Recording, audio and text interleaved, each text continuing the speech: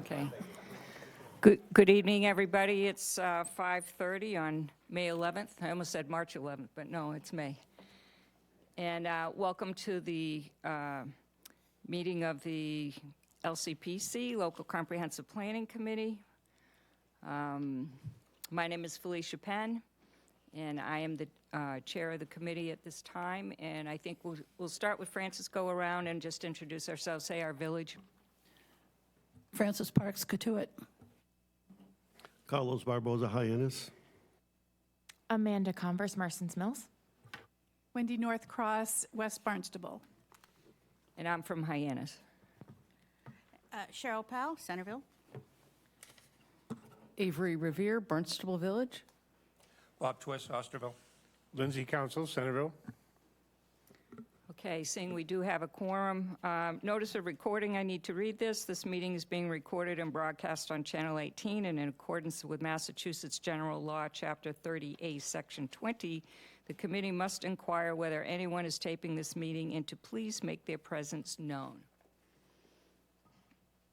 I see no response to that, so thank you for that. First item on the agenda is approval of minutes from March 30th, believe it or not. They weren't really minutes, they were more like notes, and lots of Motion to accept the minutes of March 30th. Second. Second. Carlos seconded. Thank you. All in favor? Aye. Aye. Aye. Anybody opposed? I abstain. Wendy abstained, she was absent. I watched it on TV. All right, so on the agenda here is election of officers. I think at the last meeting we went over this, and for those of you who aren't aware, that our previous chair, Mr. Costello, resigned. And so as vice chair, I moved into that position for that meeting. And so we have a vacancy now. There's 3 positions, chair, vice chair, and clerk. I don't know what the consensus of the committee is as to whether you want to nominate a new slate or you want to take one at a time, but I'd like to hear if there are any ideas on that. I feel that we should, that's why in the vice chair you stepped forward and you've done a great job with it. I think figure out which one of if Wendy wanted to move up or whatever. And I would like to I would feel comfortable making a motion to you continue as chair. But I don't know how others feel. Is there a second? Bob Twist seconds. All in favor? Aye. Aye. I'm Aye. abstaining. I'm not voting for myself. Thank you for your confidence. So we have candidate for vice chair. I'm happy to move up to. There you go. To that, if we can find a suitable clerk. I'll make that motion. Second. He did. Oh, you did? Okay, He and I'll moved, second he that. moved Wendy, Cheryl seconded. All in favor? Aye. Wendy is vice chair. Thank you. Sorry, I didn't realize you made a motion. And for clerk. I move. You need to know before you nominate somebody for clerk that Wendy didn't actually take the minutes, seeing she wasn't here, but she doesn't actually take the minutes, that she would be available to sign if need be on behalf of the LCPC. So if somebody nominates you for clerk, you don't have to take minutes and interpret them. No, just simplify. Unless you have Chat GPT. But what you usually do Let's is... not go there. Madam Chair, I would like to nominate Amanda Converse for clerk. I'll Sir. second that. All in favor? Aye. Aye. All righty. Congratulations. Congratulations. Look at them, the flowers were there already. I was just trying to figure out what It's amazing the comments to make bonus about that comes with being clerk for LCPC. Okay. Topics for discussion tonight. You know, I have a lot of comments that I wanted to make, and I may move those up if you don't mind, from matters not reasonably anticipated by the chair. We have, speaking of membership and who's doing what, and I'll make this very quick because I know we have lots of people here to do lots of information, but we do have an advisory committee, and I was told that that consists of like 30 people who were all interested in being on this committee and were not appointed by the town manager. And the process for being on this committee would not change. That would still be appointment of the town manager. But we do have 2 empty seats on this committee. There's nothing that says that we need to fill those seats, because I think the description of how this committee was formed is between 9 and 13, and or 17, I think it is. It's up there. And we have actually 13 members. We started with 15. There have been several, we don't have to discuss this now. I just want to throw this out there for you to think about during this meeting, and we can come back to it later. There were several people who are on that advisory committee who do active responses. You know, so when we send things out to the public and we ask for responses to happen by certain dates, they do respond, et cetera, and they do participate. And they're obviously interested in the LCPC. So just think about whether you would like to recommend to the town manager if those 2 empty seats are full. The first seat was vacated due to a possible conflict because the employee or who this person worked for was hired as a consultant on this project at one phase, and maybe more. And the second person, as you know, had this seat before and resigned. So that's just background on that. So we don't need to discuss it now. I just want to throw it out there. Madam Chair, can I just add, as you say, there's some that are very active within the community, but we've also had the pleasure of at least one of the members of the advisory committee who's attended at least a third of our meetings, which I thought was very dedicated. Oh, yeah. I mean, there's Yeah. people with big interest in good comments, et cetera, et cetera. And I also wanted to state that our first item on the agenda underneath this is a version of the LCP summary that Jim's going to do, but after that, we're going to get into existing conditions, and I have some comments to make about that. So why don't we start with topics for discussion, first one on there. The updated version of the LCP survey summary. Thank you, Jim. Good evening, everybody. Jim Kupfer, Senior Planner, Planning and Development. So yes, tonight we were hoping to give a brief update on the LCP survey summary. The reason we're coming back to you with an update is you may recall in March there was a presentation by the consultant that provided a fairly robust overview of the survey responses. Just as a reminder, it was over 1,500 responses. And so going through that presentation, staff noted a few items that we wanted to go back and clarify, and then we did actually receive a few public comments with concerns about specific results. And maybe that they were slightly off or not. So we went back to our consultants. We asked them to please verify all the information. We did see a few discrepancies, and so we asked them, okay, well, let's highlight those, but go back and review each and every answer and identify those discrepancies so that we can present them back to the LCPC. The reason to provide you with that update is so obviously as we're defining that vision, as we're moving forward in goals, you guys have the verified, up-to-date best information. And we have also made this available to the public too for their understanding. So just a few items to just review quickly. You have this in your packet as well, I believe. First one, please rate how each of the following currently threatens the quality of life and the major threats. And you'll note between March and now, there are no differences in terms of the order in which those top 5 are shown as threats, though the numerical numbers at the end did adjust some, but not so much that it adjusted the top 5. So I think that's a positive note to understand that, when you're going through this process, those are still those top 5 threats of concern. The ones that are not of threat, so the opposite end of that spectrum, again, the 5 did not change, but the numerical numbers at the end did adjust slightly. So the top 5 threats and non-threats are still the same. Moving on to what kind of new residential development would you like to see in Barnstable? This is a big one. This is what we noted as, and not just us, but the public noted that seemed a little off. We had noted many ADUs being presented. And when we went back with our consultant, we noted that when they were using the formula to evaluate the answers, as you'll see in number 2 there, it says housing for older adults, ADU adults. It picked that up in their formula response. So it added all of those housing for adults plus anybody that specifically said ADU. So that was the blatant obvious error that, write-in ADU responses were not number 2 on what kind of new residential development. That is the order that you see now is the top 5. Really all it did was remove ADUs because housing for older adults was our number 2. So it kind of shifted everything up.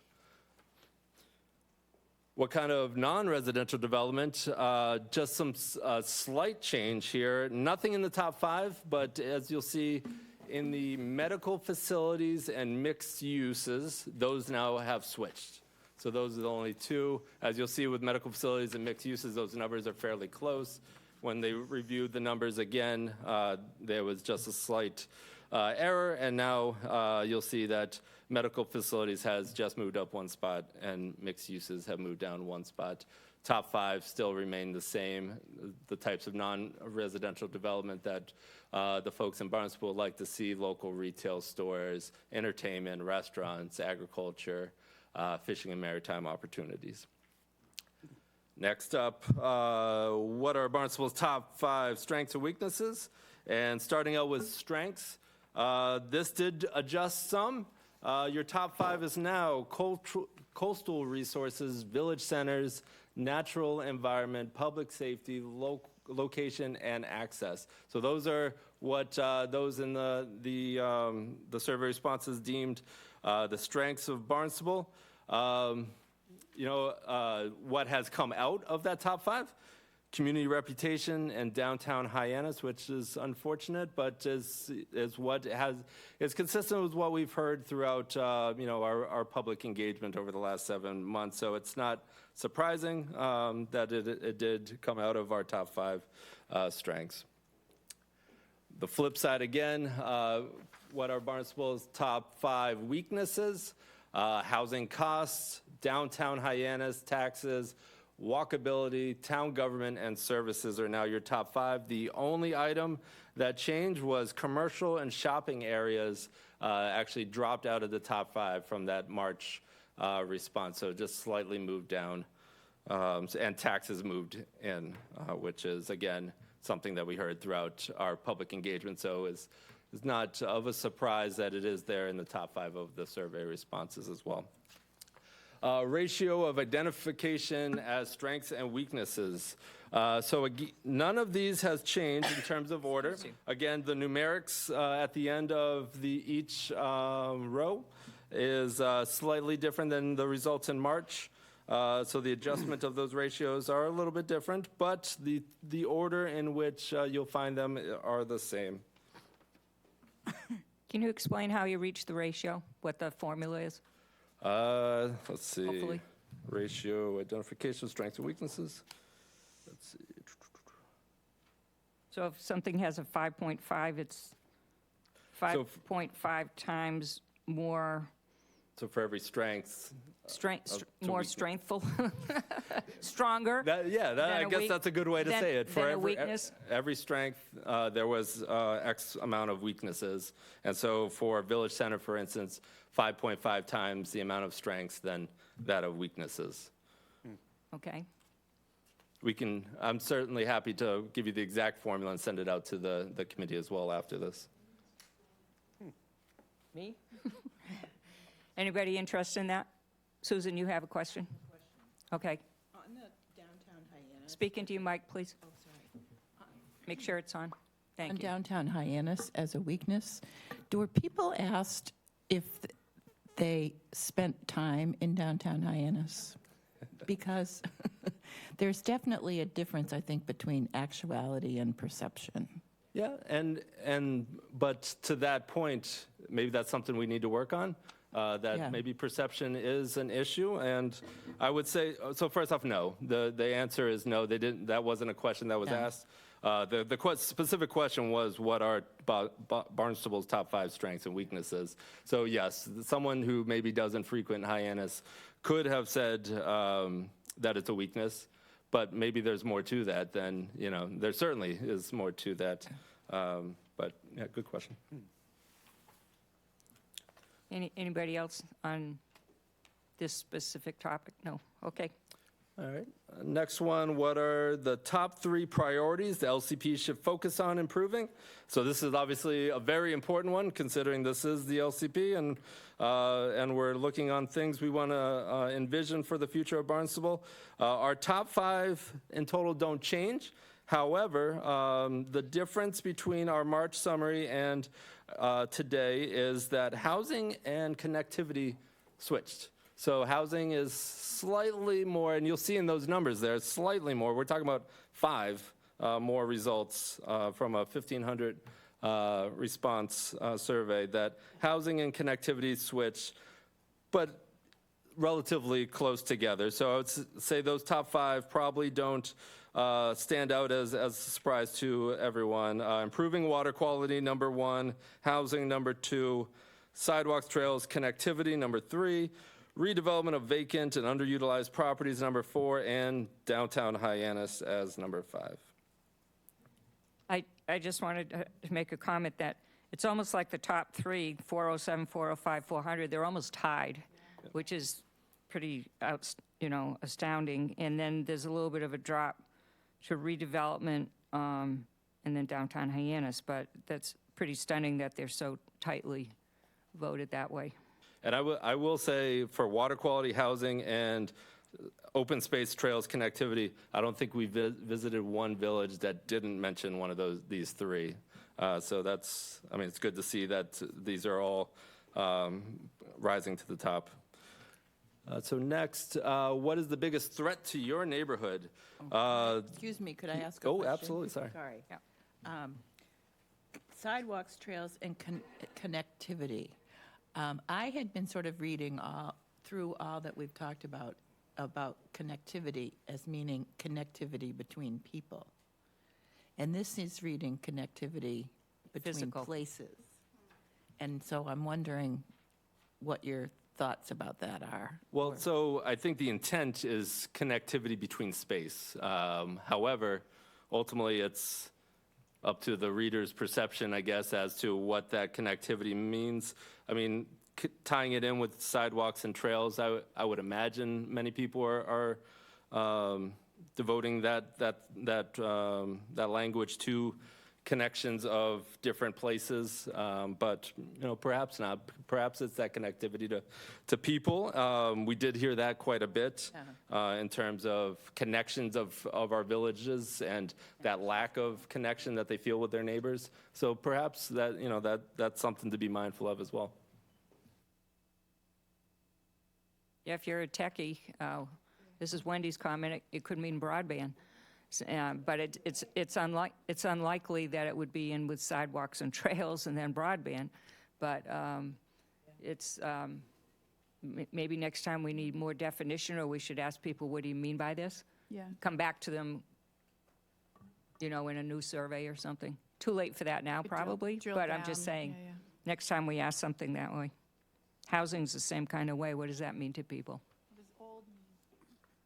Like Okay. do you have a definition for older adults in that housing? Just asking for a friend.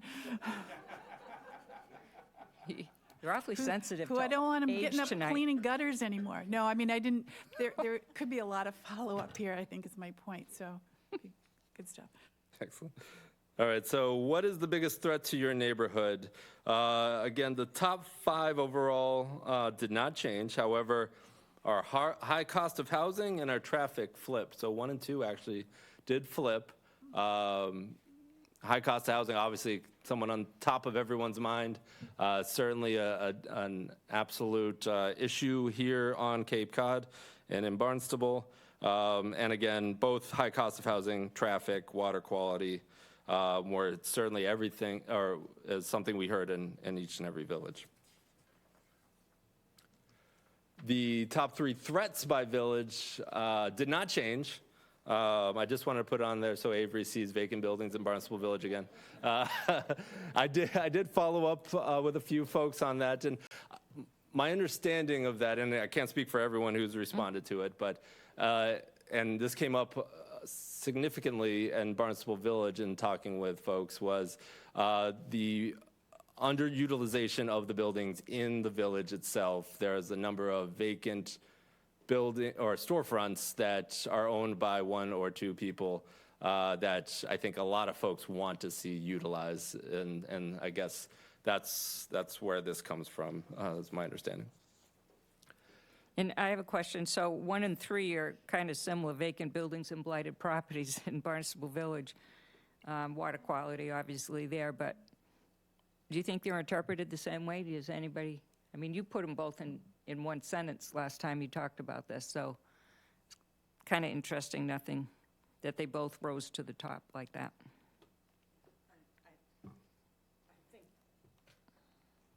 I don't know. I mean, I have no idea how, to your point, I'm guessing it's the same. Certainly, when I think of Barnstable Village, those 2 things are not what I think of. So. Been Or you get vacant to a long my time. house. And so, lastly, common topics in open response, wants and issues. Wants, we did have a mention of ADUs at the last, in March. That has been changed to affordable housing, as those were a number that was kind of somewhat repetitive in the open responses. Sidewalk improvements, expansion of sidewalks, improved pedestrian cyclist safety, protection of open space. These are things that were in open responses.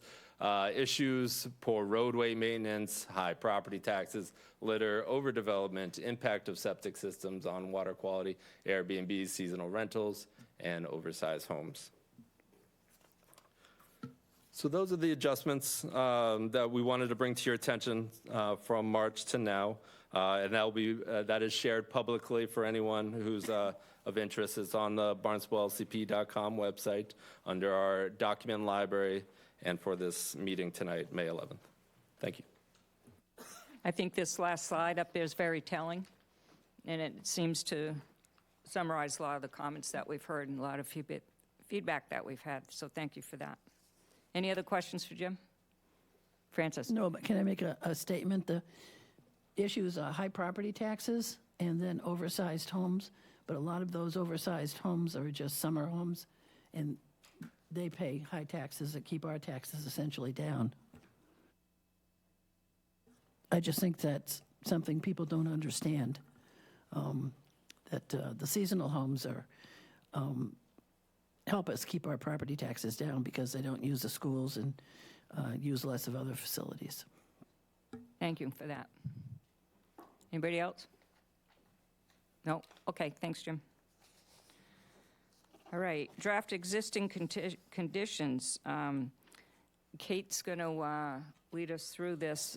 I just had a few things to state on some notes that I had on this before she gets going. First of all, I wanted to say that I read all the public comments online on this, and I thought they were constructive and very passionate in some ways. And I thank everybody who took the time to write to us and put your 2 cents in. I especially noted comments regarding Native American archaeological sites on page 93. I found that very educational, and the recommendation of a townwide archaeological reconnaissance survey. I don't know what that is. I can put my own meaning on that, but I've never known this town to do that, so I don't know if we rely on the state or other county or other resources to do that, but I found that interesting. I also noted threats to housing by short-term rentals, housing availability, basically. It's a quantity issue. Some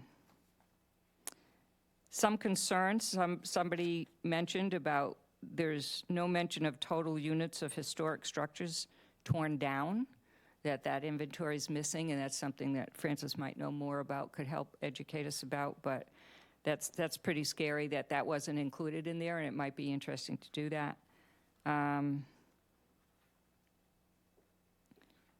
Let me see, there were several people that jumped on the logic about downsizing from, so if you had a 3-bedroom home and there were only 2 people living in the 3-bedroom home, or 1 person living in there, then there's obviously a need, there was a deduction made from that there's a need for studio and 1-bedrooms. But I don't understand the logic of that, because a lot of people have grandchildren and people that come and visit. A lot of people work from their home still, even if they are seniors and et cetera, and need office space, et cetera. So I didn't understand that logic. And we need to add power to areas addressing infrastructure, which might include broadband and other things. So go ahead, Kate. She's going to give us a lot of information after this. I'm going to ask you to think about whether we should have a subcommittee of, say, 3 of us to work with Kate and digest all this stuff, because there's no way we'll get through it all tonight. So think about that while we're going through this. Okay, sorry. Thank you, Felicia. So following the last meeting that the committee had at the end of March. There we go. That makes more sense. That's better. Following the last meeting that the committee had at the end of March, we posted the draft existing conditions report. So that report reflects on existing conditions for natural, built, and community systems with informational narrative and data. So that was posted the day following the last meeting for review and comment. As Felicia has touched upon, we did receive numerous comments. We received approximately 30 individual comments, 2 letters, and Felicia Penn, committee member, also combed through and provided her own comments on the full report. So the objective of that review was to provide comments on any corrections, any areas where information was missing, and any other sort of edits that the committee, as well as members of the public, saw fit for the report. Broadly speaking, the comments range from suggested text edits to requests for additional information or data to be added, as well as some technical comments, which Felicia has mentioned, and we as staff are working to coordinate responses to those questions on the back end related to, in particular, the historic structures that have been demolished and that archaeological comment, as well as some of the comments related to TMDL and stormwater management. So we're working on some of those technical comments. As Felicia also mentioned, with the amount of comments that we've received and with our objective tonight of really trying to flush through a draft vision statement, staff is suggesting that the committee consider coordinating a subcommittee to be composed of 3 members who could work to flush through the comments more closely, reviewing them more detailed, and be able to report back to the committee at our next meeting with recommendations for how they would suggest making any edits to the various comments that we received.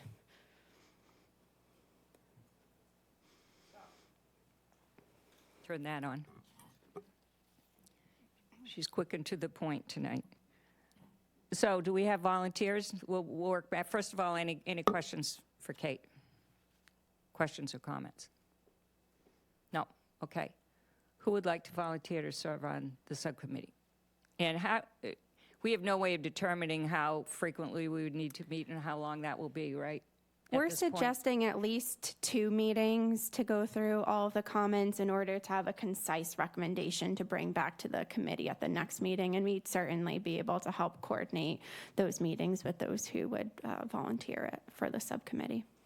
Okay. I would be happy to serve, so if it's appropriate for the chair to do so. I'll volunteer as long as it's the potential of having meetings on Zoom. We need you, Mike. I will volunteer as long as the potential for having meetings on Zoom is there if I need to do that.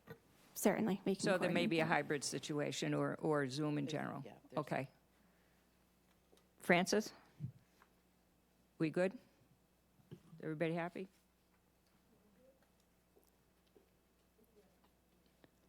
We don't know what time of day or evening or anything. We'll have to figure that out. among us. So is it Francis or Megan? Francis? Okay. All right. Thank you. And if we could just have a motion of a vote to form that subcommittee with the 3 members. And I'll second. Okay. Have a motion and second? Motion is second. Any discussion? All in favor? Aye. Thank you. Thank you, and we'll be in correspondence with those members to coordinate those meetings. Okay. So our main goal tonight is to hatch through this vision statement, and that's next on our agenda. So Dylan is going to lead us through this unfortunate, painful process. No, just kidding. Fun, exciting, visionary stuff. All righty. Now the mic's on. Okay, great. So thank you all for those visions that you prepared in the last meeting. I hope you could see that we went through them in depth and tried to use them as a basis for a sort of synthesized vision. So what I'm hoping to do tonight is to agree on a single preferred format for the vision, and then to revise one of those visions that we presented to you, or some combination of them, so that it's pretty close to ready for public comment, so that any remaining sort of edits can be done without further input for you. So that's the goal for tonight, and we'll see if we can get there. Just to walk through the process that we went through, this is probably more for members of the public who might be here than for you all, since we sent you some documents ahead of time. But basically, at the last meeting, the LCPC members prepared draft vision statements. We went through all of those. We coded them, trying to line up the kinds of things that they mentioned with the priorities that had come out of previous public input. And so when we did that, not surprisingly, protecting the environment rose to the very top. Preserving history, intergenerational links, and village character was second. Fostering an economy that serves the people and so forth was important. The sort of ranking of those was useful for us in just making sure that we gave appropriate emphasis and that we hit the top items. We also went through the visions and tried to, we counted basically how many verbs repeated from vision to vision, how many adjectives repeated from vision to vision, to get a sense of the kind of language that you all used and make sure that we basically used it as a word bank. I need a verb here, what can I use? Well, support was mentioned a lot of times, so let's use support, and connect and protect and so forth. So we produced 4 draft visions. 2 of those are very much the same. The second and third one are the same. Overall, the content of them should be relatively similar because it's building from the same basis, which is all the public input we've gathered to date and your draft visions. So what's different about them is the format of them and what the different parts of a vision they're emphasizing. So the first one, obviously, it's a paragraph of text. So that's part of its format. It's one hunk of text. It has a statement at the first sentence is trying to describe the desired future for Barnstable. So Barnstable envisions a future where our people, our environment are in balance, creating a thriving, connected, inclusive, safe, and sustainable community. And then from there is a list of the kind of priorities that have been identified previously, and each one of those is linked to a statement of values. So we talked a lot in the last meeting about values. We've talked a lot through this process about values and how important that is to make those explicit, because that's where the community sort of sees itself and why it's going to do things in the future. So just an example of that, we will work together to protect and heal natural resources so that's the priority, right? And then the values for why we would do that are the basis of our health, our quality of life, and our economy. And so each one of those statements is a thing you're going to do, and then some statement of values of why you would do that. The second version of the vision describes sort of the values in the first sentence and the desired future in the second. I tried writing this statement a lot of different ways and then went back and found that Avery had written a really great one. So this is actually from Avery's vision statement. I couldn't do better than that. So Barnstable is a vibrant and diverse community where people and nature thrive together. We're committed to creating a healthy, safe, connected, and equitable environment for all residents and to protecting our natural resources for future generations. And from there, it goes into priorities. And values are less upfront in this version. They're kind of hinted at with adjectives. So encourage, let's see here, create a healthy, safe community with a good quality of life for all residents and visitors. So healthy and safe are pointing towards the kinds of values you all have of public health and safe, two of the key values we heard from you. The third one is the same. So the bullets that were in the second one are the same as the bullets in the third one. What's different is the wrapper. So the third one is organized by themes. The intent there is to make it a little bit easier to understand the big, long list of bullets, and also to make it easier to link to goals or sections of the master plan going forward. And each one of those themes has a statement of values at the top, and then the priorities, again, below that. So our natural environment keeps us healthy, provides us with beauty and joy, and is the foundation of our economy, right? Those are the reasons we've heard you value your natural environment. To ensure its continued sustainability, we will blah, blah, blah, blah, blah, blah, blah, as one example of how that one's organized. And then the fourth one, which I would say based on the feedback we got from you was a flop. So started with an explicit statement of values, which was not fleshed out much, and then tried to be a little bit more future-looking and describe the future a little bit more, and also had an idea of sort of solving multiple challenges at once. So the reason I wrote this one is because I was seeing in the other visions that I didn't think they were clear enough in describing sort of the desired future, and I didn't think they were clear enough in showing how different things relate and how that might point out what's most important. So again, I think one person appreciated the values being up at the top and being bold. Maybe they weren't written in enough of a flowery way or described themselves enough, but they liked having the values stated explicitly in their own section. And then, you know, the bullet points, the difference here is it says wastewater improvements will yield clean drinking water, sparkling ponds and beaches, and healthy habitats, while opening opportunities for housing and open space preservation. So it's doing two things, or attempting to do two things, perhaps badly, but what it's attempting to do is give you a picture of the future, right? What it is you're going to accomplish. You're going to have clean drinking water, you're going to have lovely beaches and ponds and healthy habitats. And there are side benefits to that too, which is once you've invested in wastewater treatment, you can think about development, you can preserve more open space, and maybe accomplish other goals that the towns have. So those are the four different visions that we laid out. This table or quote or whatever is from a planning guidance document, and I thought it was really appropriate and useful for thinking about the difference between the vision and the rest of the plan.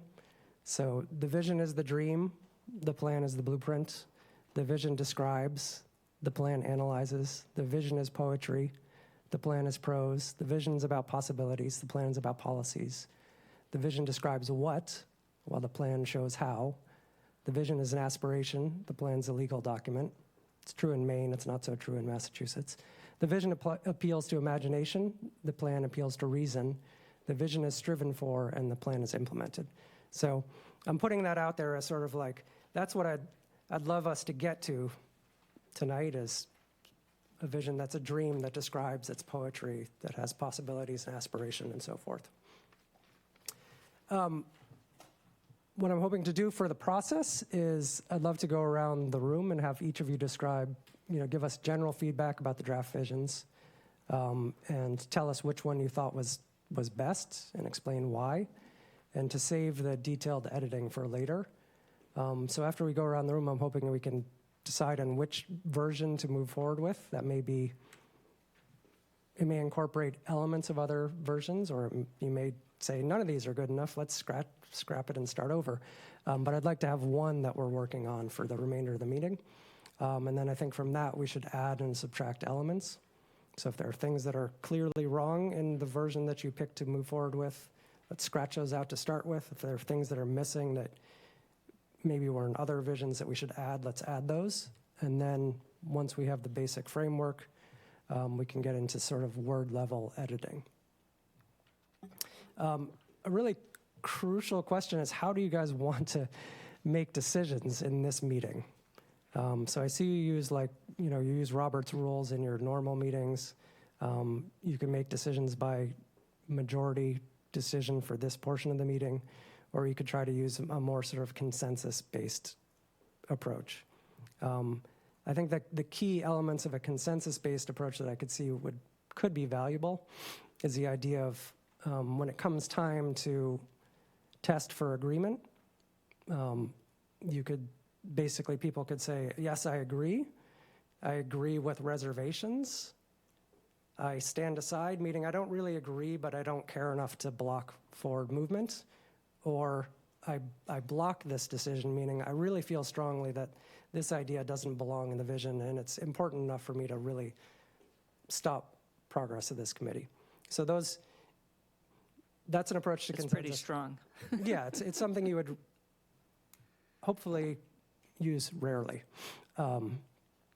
So I'd like you guys to decide at this point how you want to make decisions for this portion of the meeting going forward, whether you want to use your sort of Robert's Rules procedures, you want to use majority vote, or you want to use a more consensus-based approach. It may depend on the topic we're discussing and et cetera. I don't know that there's any, do we have to pick just one? I would think it's Arm between, wrestling. I would say no to Robert's rules, but Yeah. yes to consensus and maybe majority at some point in time.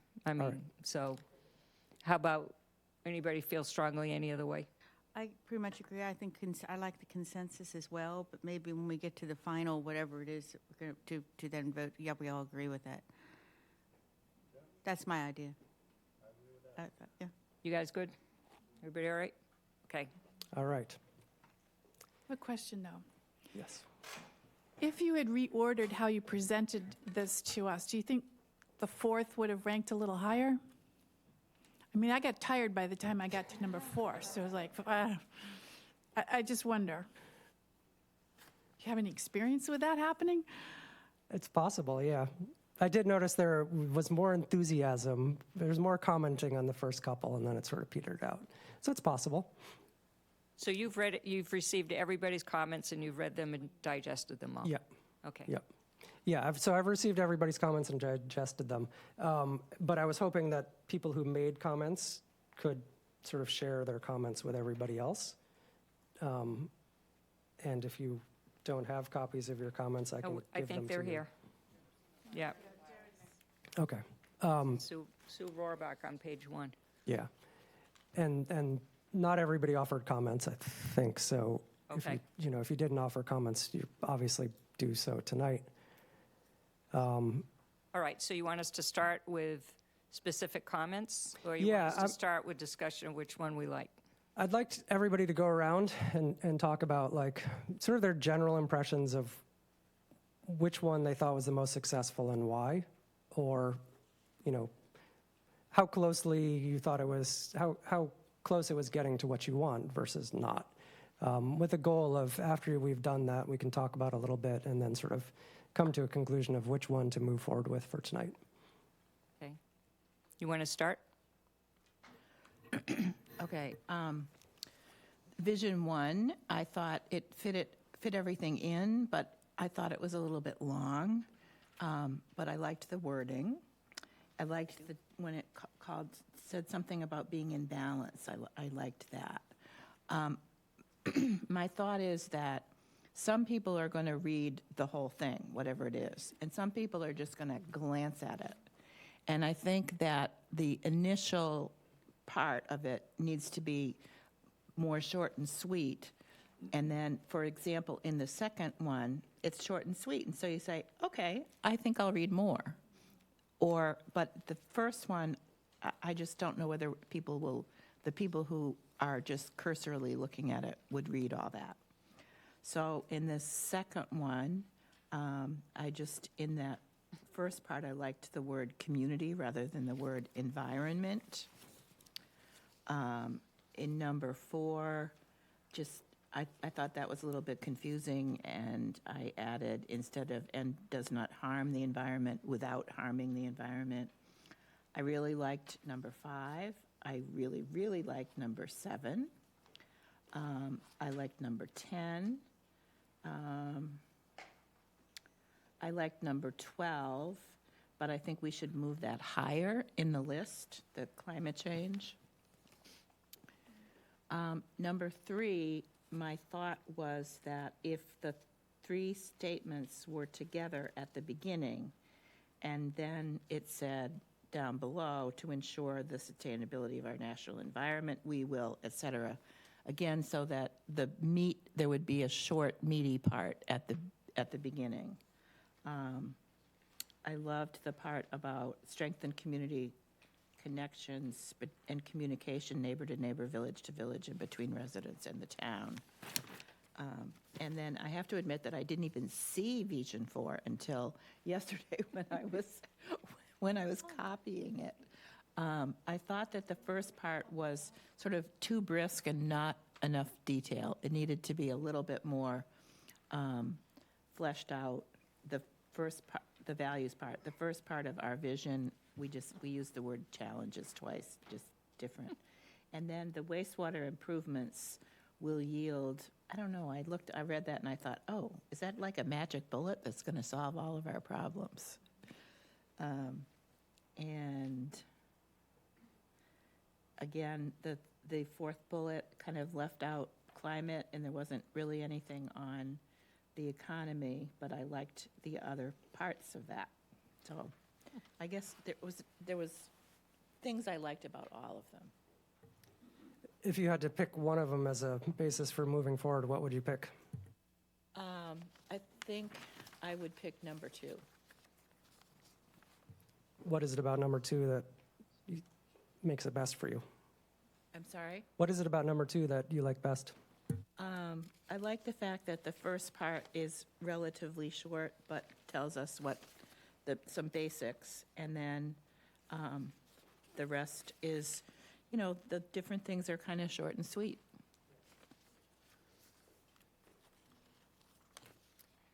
Thank you for your input. You want to go next, Avery? Who wants to go next? Go ahead.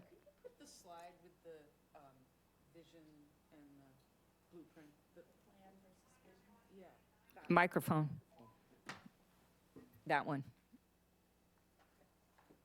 I don't want to go next. No? You just wanted the slide up there? I like that slide. I want to look. Okay. Good for you. Okay, Francis. Out of all of them, I like number 1 the best, with the exception that it says effective health care. I don't think that's the responsibility of the government. It should, good public health is the responsibility of the government. And then one that popped up in a lot of them was increase the transparency and responsiveness of our local government so that it can make effective decisions. I have yet to have anyone who has I'm on the Prudential Committee of the Katuah Fire District, come up to me and say, we need more transparency, and then define it for me. And I don't know how Barnstable could become more transparent. You can go on the website, you can go into the libraries and access the website, all the meetings are on there, all the minutes, the rules, the regulations, more than you need to know. So I didn't care for that. In Vision 2, I didn't care for strengthen community connections and communication, neighbor to neighbor, village to village. I don't think that's the government's job. to, strengthen interpersonal relations. And I think that just happens naturally in any community.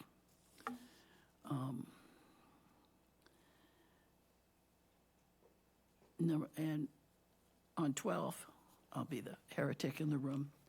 I'm still waiting for the 1975 ice age that we're going to have when I was in college. I think the climate is adjusting itself, and I'm not sure that there's much that we can do about it, but I don't think it's the effect of human beings, except for pollution. That probably is, but the climate, I'm not so sure, so I wouldn't include that. That's also got increased transparency. And the next one has climate change. And number 3 also wants the town to strengthen community connections and communication. And I didn't like 4 at all. So I go with, if anything, I go with 1. I think you did remarkably well, considering you told us you don't like visions statements, so good for you. To start with. Yeah. Who would like to go next? Amanda. So for my favorite one was number 3, and it was because of what you said. I liked how it outlined the priorities and lists each of the action items associated with them, and I felt like it would lend itself well to laying out the sections of the plan, and then connecting them with the vision later on. My second favorite was option 2. And in that one, I really liked the use of the word proactively, because it made me feel like this plan wouldn't just sit on a shelf somewhere. Vision 1, I thought, like Sue said, I thought it was beautifully written. It just felt like it would be hard to absorb in this long paragraph form.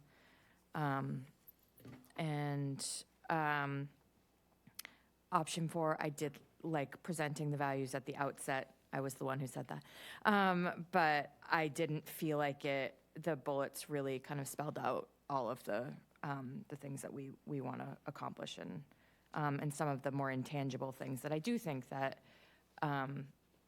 the government can help facilitate in creating and cultivating a sense of place for its citizens that makes for a more robust democracy. That's what I have to say. All set? Who would like to go next? Avery?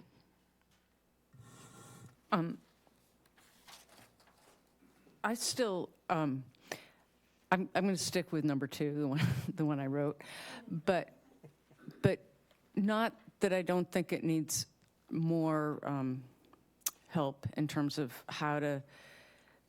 A lot of what we're looking at is just how we're seeing things, like bullets and short sentences, and I think really, if we identify the whatever it is, the 6 points that we want, we can then make them exactly what we want them to be. And so that's where I stand. And so I'm mostly listening right now to hear what are the things that people want to hear. And yeah.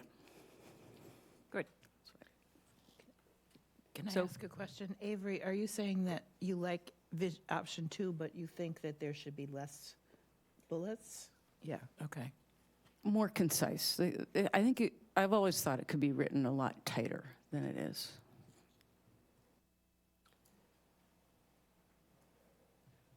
Do you have Yeah, a question for her? No, I hear that, and I think the question is, so when we get there, what will we cut, right? Because we can see all the things that you guys want, but I'm not in a position, I don't feel comfortable cutting things from the things you said. And so, to some degree, that's what number 4 was trying to do, was to okay, what's really most important for this community, maybe? What are the top 4 or 5 things that are really most important for this vision? Again, it obviously didn't hit the right 4 or 5 for you all, but I can see, just in response to that, I can see 2 ways to approach that. One is to mush more things into fewer sentences. The other is to really boil down to just fewer ideas. More concise. I think Amanda made a good point, which is thinking about this in terms of what's going to lead into the plan in terms of a continuous narrative, because that's really one of the purposes of the vision is to set that up. And so obviously a long list of bullet points, each of which corresponds to an element of the plan and its list of actions, makes that go very smoothly. But then you start to lose what is this about?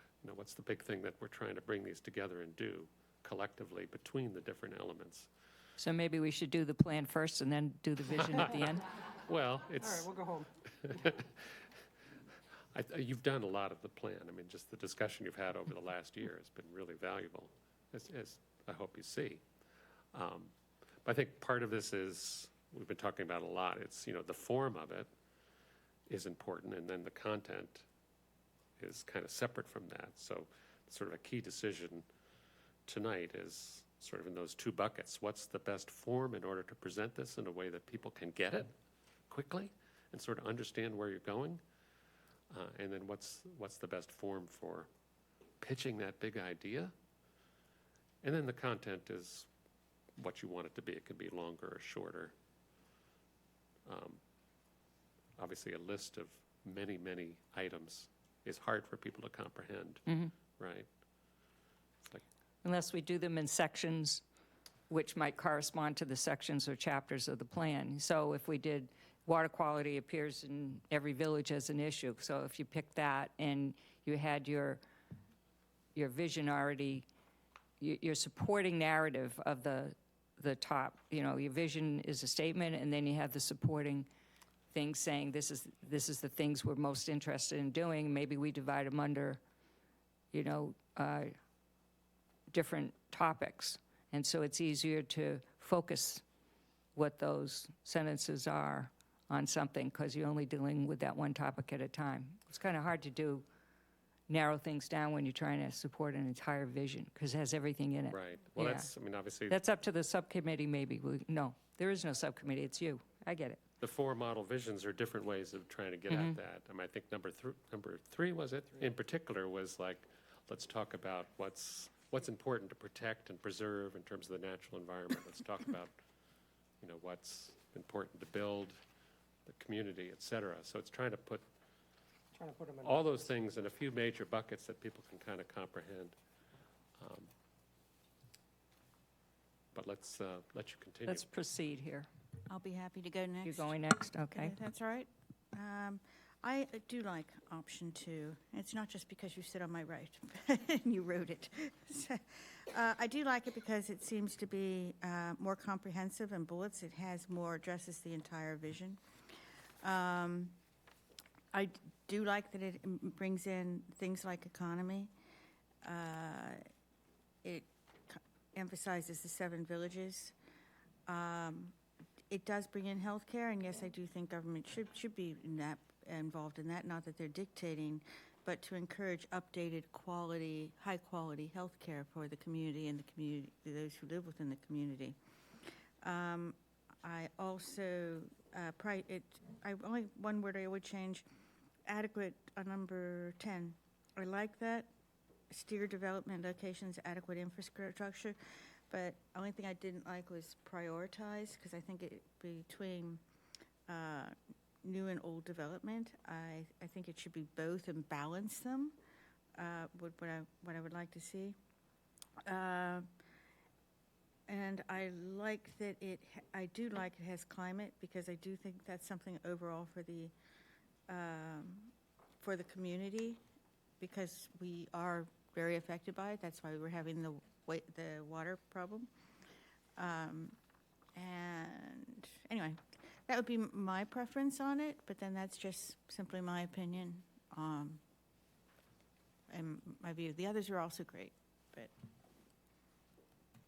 All set? Oh, yeah, sorry. Okay. Bob? I like vision statement number 1 the best, although I think it needs to be broken into at least 3, maybe 4 paragraphs. It's very difficult to communicate the vision if people don't spend the time to actually read the vision, and you can't do it in the format of one run-on paragraph like that. I think it's a short, relatively short, succinct, but all-encompassing statement of what we would like to see in the future. It doesn't tie us to a particular future timeline. I think it applies whether you're looking at 1 day, 1 year, 5 years, 10 years, or 30 years. It says what we want the finished product of our efforts to be in all the areas that are addressed in there without getting too bogged down in details of the process of what to do and how to do it. I would make a couple small changes, which I suggested in my note back. I would, in line 2, I would delete the words "to make our vision a reality." And the reason I suggest that is those words tend to convert what, in my mind, is a vision statement into a statement of process or a statement of operational objectives. And by simply deleting those 4 or 5 words, then all the rest of the language can be interpreted as a vision of what you'd expect to see at various points along the timeline, whether you're looking, again, short-term or 20 or 30 years further down the line. I also, on the paragraph, the last paragraph, it's only 1 paragraph, but the last couple sentences where it talks about climate change, I'd like to see a specific reference to rise in sea level as part of that, because that's one of the most, in my mind, one of the most critical long-term issues about climate. When we look at projections of the rise in sea level that people like NOAA and other organizations project out, and we look at the Cape Cod Commission's computer model of what would happen to the town of Barnstable with those certain sea level rises, how much of our current land above water would be underneath water, I think it would be important to specifically mention sea level rise. I didn't have any objection to the content of 2 or 3. I think they're all very good points. My only thought about 2 and 3 is it seems to me to describe more of a process or a list of operational objectives as opposed to a vision. 4, I understand why or at least I think I understand why the vision statement was made in the first, the value statement rather was made up front. I think if we were to adopt 4, it might be, we might want to give some thought to incorporating those values in the statement as opposed to putting them out separately. But I like 4 is my second place preference of the 4 options. I think 4 is not as comprehensive as 1, so that's why I go with 1 instead of 4. Thank you. Thank you. Lindsay? Avery had a comment. You wanted to finish your comment? We'll get back to you. Lindsay? Thanks. My choice for all of them was Vision 3. I think that, as was mentioned earlier by a few people, it really sets us up to build a plan. It makes clear statements of what your action item is going to be, your vision, and then it brings out specific items. And I think the measurability of that and the value of that is that it gives you something to go against for the future and how you made out with that plan. I might make one structural change, which was to put our built environment section, the third one, underneath the natural environment section, so it flows from built environment to community and then town government. But I think stating the visions and then seeking to go after them is really something that this plan should try to incorporate and do a better job on than the last one we did. I think in terms of for discussion, that type of outline setup allows you to tweak wording and different things. And I do agree with Bob's comment that sea level rise is really something that's happening, something I've measured for years in my water monitoring hat on. And so that is something that the Cape is specifically vulnerable to. Climate's another matter. I actually admit I'm not so sad to see it getting a little warmer around here in the winter, but you know, that's another matter altogether. So my preference would be Vision 3. Option 3. Okay. Megan? I also liked Vision 3 the best. I look at all of the committees we have in town and what they can look at to direct them where they go. Like if you're on the housing committee, this should be kind of a guiding document. If you're on any kind of committee, what is our overall goal? Where do we want to be? In what direction do we want to take the town in? And I think 3 provides the vision statements and the action items in a pretty easily read way. Other than 3, I like 2. It's kind of the same idea, just not formatted differently. And as far as there's been some comments about housing with affordable, it is a political word, and with every development we have, affordable is built into it. And while we need more of that, it's present almost by design. And I think switching from affordable to either attainable or accessible fits a little bit more broadly for people that aren't helped by affordable housing. And that's our entire middle class, people who fit in that lovely little donut hole. I also, and this might be getting too into detail and not really fitting in with the broad vision, but I'd love to see when we develop, where is the research behind that to support that kind of development? When we're building, regardless of the number of units, whether it's 4 or 300, what kind of jobs do we have to support that growth at the rental rates that are being asked? We have a lot of hospitality and service jobs. There's also different comments in here about aquaculture jobs. I'd love to see that somewhere in here, but again, that might be too detailed. But I like 3 for how it can guide different committees and different people. And it can also allow people to comment on where we're at in these projects. So that's why I dig number 3. Okay. Thank you. Carlos? Well, I like number 4, so as you know, I don't have to say anything else, right? So, but see, my vision is not only my vision, it's the people that I'm here representing, so. And to share my personal vision, I think it's not fair. I think we should have more opinion about the people who are around us and make sure that we translate that to you guys. As you know,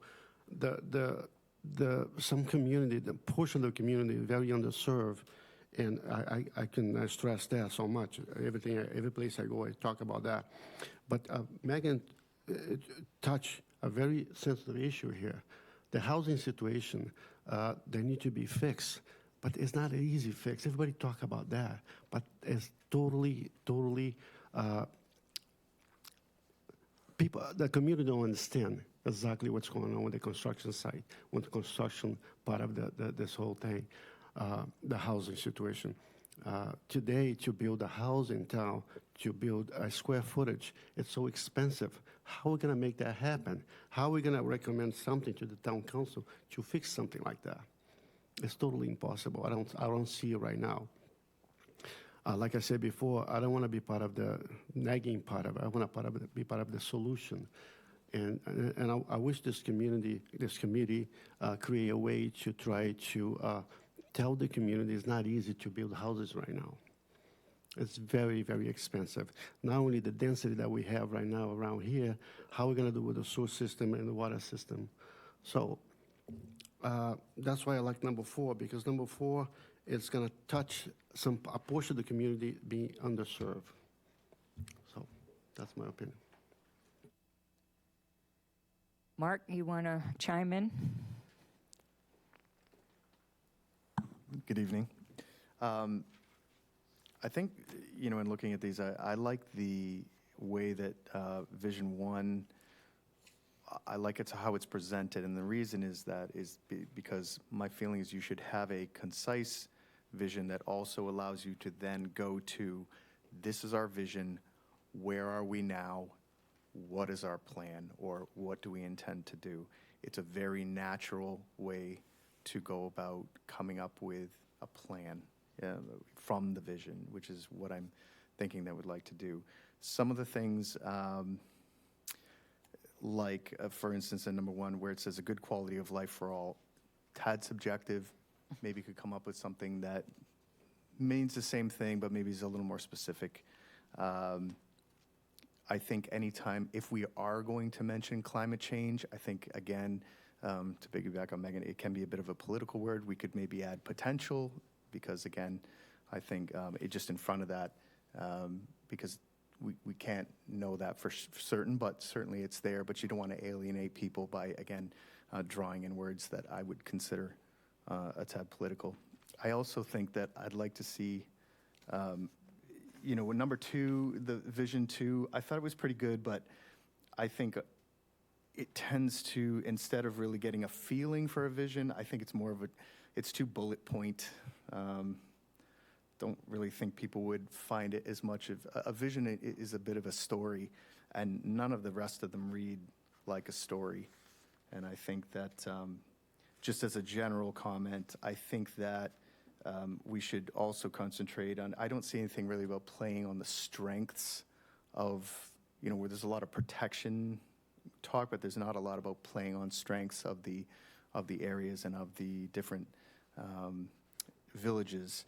The other 3 and 4, I mean, I think they're okay, but again, the bullet points for me don't draw me in. I feel in number 4 are those our only values? They're not, obviously, and so I just think it makes it a bit short. One thing I think also that might be added to a Vision 1 option might be something to really have people, as we are with our plan, probably comes some changes in legislation, and to really understand how legislation affects the goals of the vision. And I'll give an example, and I'm not picking on anything. It's just an example. Since Carlos was talking about housing, everybody would like to be environmentally conscious, but things like a stretch energy code, when adopted by a town, it's going to bring the cost of housing up probably 15%. That's just a reality. It's not a bad thing. It's just, it is. And that only gets passed one way. So maybe the town can have the stretch energy, but again, we need to find those offsets. So before anything is in place, really understand what is the consequence, how does the town offset that so that there's a benefit for the town, the people. I think it's just something to think about. That I don't know how exactly you put that into the vision, but just a thought. May not have to be in the vision, you can word a representation, but it should be in the plan someplace that supports the vision, obviously. Could be in the plan, or the could be implementation part of it. That sort of what is our plan, sure. I think you're next. Okay. So I find it interesting, we have 3 votes for number 1, 3 votes for number 2, and 3 votes for number 3. And a vote for number 4. And it was also Bob's number 2. It was number 4.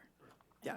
And there were 2 people that, no, number 2 for number 2. Okay, so I could live with number 1, but there were 2 flashpoints for me, and it was the term quality of life. Again, I totally agree, it's subjective, and it means different things to other people, and like, why even say it? Just say what we're going to do. And I do think form matters. It's, you're like, oh my God, there's too many words to read. But I liked what it said, but, it's just, maybe I was too late at night reading it. I do agree that all of these would be better for our plan than what was the vision stated in the last plan. Sorry, Felicia, but I just think this is a great improvement. I whatever didn't we write pick. it, it's okay. I liked number 2. The only thing I didn't like in number 2 technically was a good quality of life, which is in bullet number 3, for the obvious reasons. There's a little wordsmithing. We talk about in bullet number 1, protect our natural environment, including water resources, beaches. It's more than just the beaches. It's our bays, it's our harbors. It's all this. So it's like freshwater, saltwater more than. But I like it because it talks about the economy. It took. Really, I thought this was fine. I could live with this. And then I got to number 3, and it was like, Oh, it's just number 2 with more words. But it has the word joy in it, right? I was watching, last time I was watching. It has the word joy. And it was just ordered more. I mean, I could see where you could build sections of the plan. But then when you explained to me number 4 was the future state, I'm like, oh, so I went back and read it again. And I said, yeah, I could live with that too. But I do agree that are those our only values? It keys off of the survey. But are those really our only values? And it really doesn't say enough about the economy. And maybe there's different words. It's not just jobs, but people have to be able to sustainably earn a living here. And government does have a role in that. We don't want it overregulated, but a government does have a role in that. So once you explained it to me about the future state, I'm like, oh, I looked at it again and I could live with that. But everything's green on my page for number 2, and we'll see where we go from there. You have follow-up comments you want to make, or are you good? I had a follow-up question. Okay. So Wendy, we have our tally. I didn't hear an actual vote from you. I said number 2, Number 2? Okay. but I like number 4. You could convince me. They all have good points. Yeah, I don't think anything's fatal. I think that was everybody, right? Well, no, you didn't. Yeah, Amanda spoke. You didn't actually hear from me, but you got my diatribe, I'm sure. You made a lot of comments. I'm the one, yes, yes, I did. That's one thing I do. When you say, I want you to do this, and this is your homework assignment, I actually do it. So you got all my comments, but my comments went from green, lots of green on 1 and 2. 3 and 4 didn't do too well. Lots of pink, which meant for the public, pink meant I don't like this. You know, I'd get rid of this or something. So you have all my comments there. I really liked the message of 1. Is that your vote? I'm kind of split between 1 and 2. I didn't like 4 and 3 at all for how I wrote in here. So I would actually say 2 because I like the format better than the paragraph, but I like the message of 1. Does that make any sense to anybody? So I'll make it quick because I had about 52 comments on there. You don't need to know all my wordsmithing. All righty. So where do I put the hash mark, on 2 or 1? I think it's 2, isn't it? Yeah, give it to 2. I guess. Well done, Avery. Wow. Now what do we do? Now, what do you do? Yeah, exactly. So that was why we got to the question of majority versus consensus. So as Wendy laid out, there were 3 of you said you liked number 1 the best. The reasons I heard for that was it was sort of the most visionary. It was the least sort of, it didn't feel like a list of objectives. It felt more like what you want to achieve. Concerns about it were that it's too much text to absorb at one time. So Bob had suggested maybe breaking it down into separate paragraphs. Number 2, got 4 or 5 votes, depending on where Felicia finally ended. So that one got the most votes, and what I heard is people liked that it covered a lot of the bases. It hit all the topics that you thought were important, maybe too many, and with some tweaks. And then some people like 3 for breaking it down into a way that would then flow into the plan, and 1 lonely vote for 4. So based on that, what do you all want to do? Which one do you want to move forward with? Can I make a question real quick? If, at this point, it looks like it might well be 2, but if it is, could we do a couple amendments in there? Yeah, absolutely. That's the next step. Well, I'm assuming they're going to take our vote focused on one thing. They're going to take all the feedback that was said here and then come back with a new product? No, we're going to make you work more. Okay, We're going to take what you said, and then we're going to try to make it exactly what you wanted tonight. okay. So we'll have As a far chance as to we can. wordsmith Yeah. coming up. Bob? What I was going to suggest, I think, is probably just end up restating the last couple of sentences, but it's clear there's no consensus over any one proposal. But it seems to me there's a lot of overlap between at least 3 of those 4 proposals, and it would seem to me that if we were to come back after you having an opportunity to massage those, maybe reduce it from 4 to 2, we might be able to come to a decision with 2 options, where we might be able to make a clear demarcation. There's something about 1 that either people overwhelmingly like or don't like. There's something about the modified 2 that people either overwhelmingly like or don't like. And I think it would be much easier to come to a consensus as opposed to a simple head count vote, so many votes for this one, that one, because what happens is 75% of the people are going to be unhappy with what we choose if we were to vote on, one of the 4. And I think we can come to a consensus if we come back a second time with those comments. Yeah, but I think we have to do this tonight. I think he's Is going the to lead point. us through that Yeah. right now. Sorry? I think they're going to lead us through that right now. There's no going away and coming back. It's now, right? Right. Yeah. That's the, See go- my that's previous the goal. See my previous yeah. remarks, yeah. That's our vision. For this evening. Yeah, that's your vision for this. So, Yeah, and I think if we're, I've heard several people say, well, I can live with X. Y is my favorite, but I can live with X. And I think that's what would happen. Hopefully, we're working towards for coming to a consensus is something that everybody or almost everybody can live with. frankly, if you must know, once we do all these hours of work, people are going to look at it. They're either going to get it or not get it, and then they're going to go to the section of the plan they need to deal with, whether it's housing or water quality or environment or economic development or whatever it is, and they're just going to do what they're going to do with it. So they won't remember it. So as long as it's representative of the core values that we got from the public for feedback, and it represents the survey results, et cetera, et cetera. So we're talking about the same things the public gave us input on. I think we've got ourselves covered. So help us. Yeah, I mean, it seems like probably a pretty good consensus on content. A few things that some people would really like to take out, but for the most part, everybody's agreeing with most of the contents that's there. So I think the first step is really to pick which form of the top, between 1 and 2 probably, maybe some elements of 3. How can we set this up just in terms of the structure of it?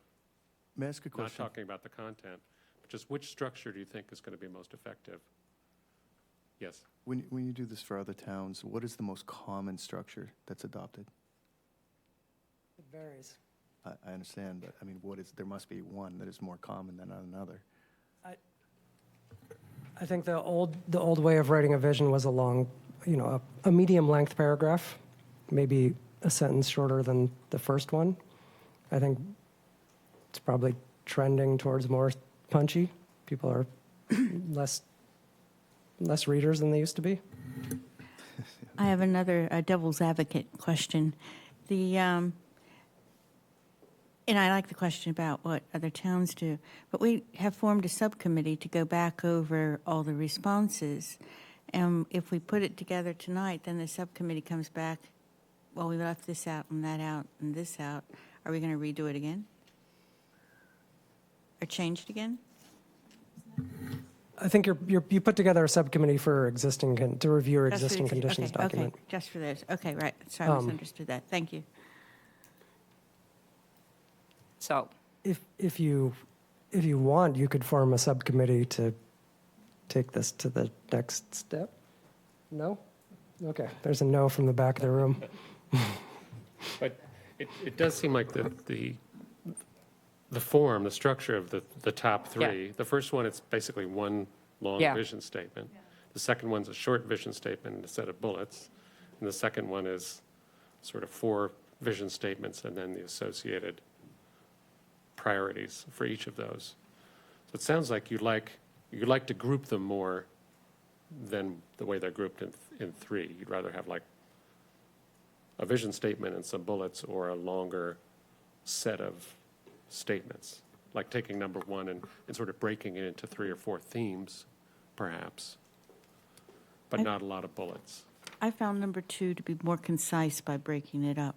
Right. Yikes. Can we eliminate number 3? Can I just comment real quick? not to really throw a wrench in everything, but I'm pretty much okay with any of them. It's the content. As long as it's there, it's really just personal preference as far as I'm concerned. So whatever, I can live with that.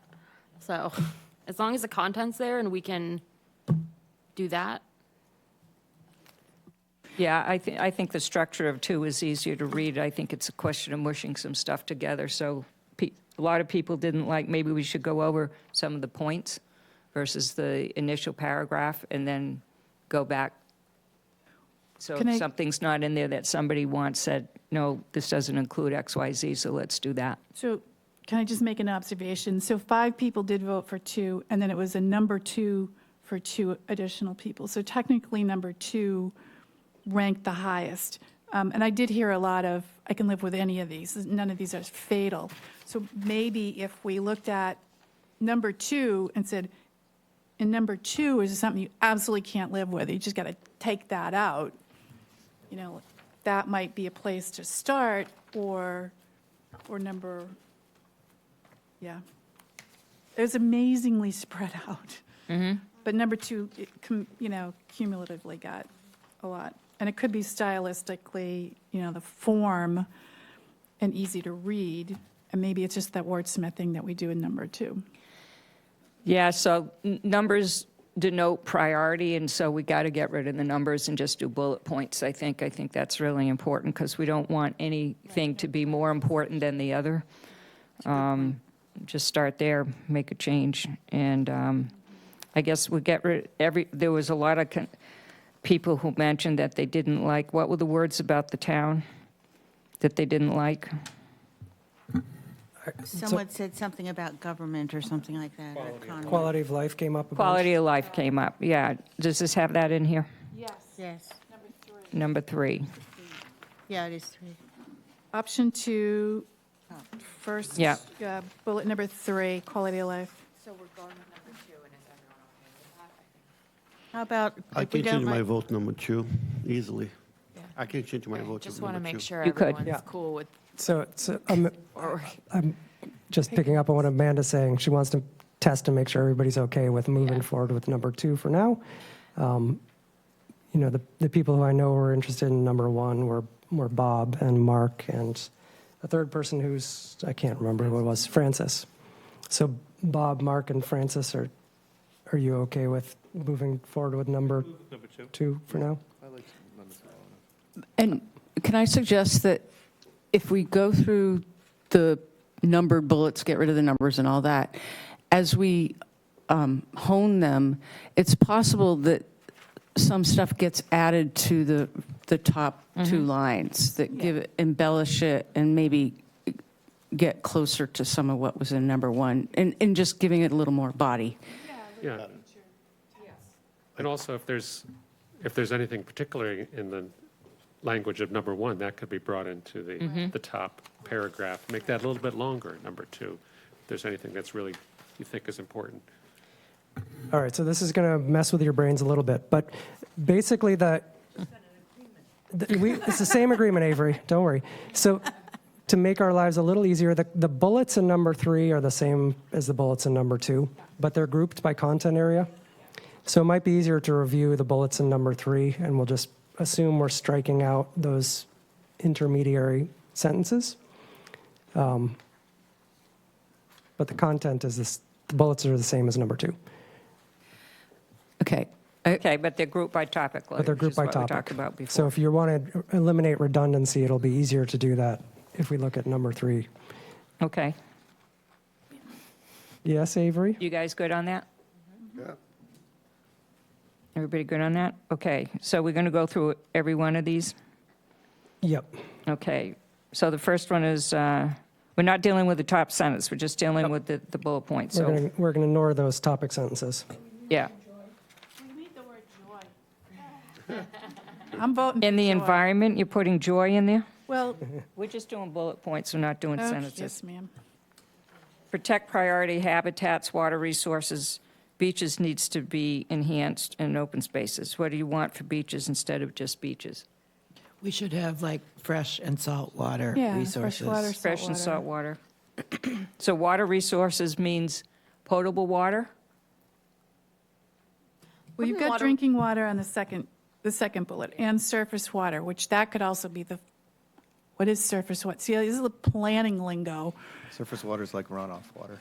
Okay, Well, no, surface water is anything that's on the surface, so it would cover ponds and blah, blah, blah. right, embayments and marshes, So maybe it should say protect priority habitats, water resources, both salt and fresh, in open spaces. Yeah. Does that cover what you wanted to do?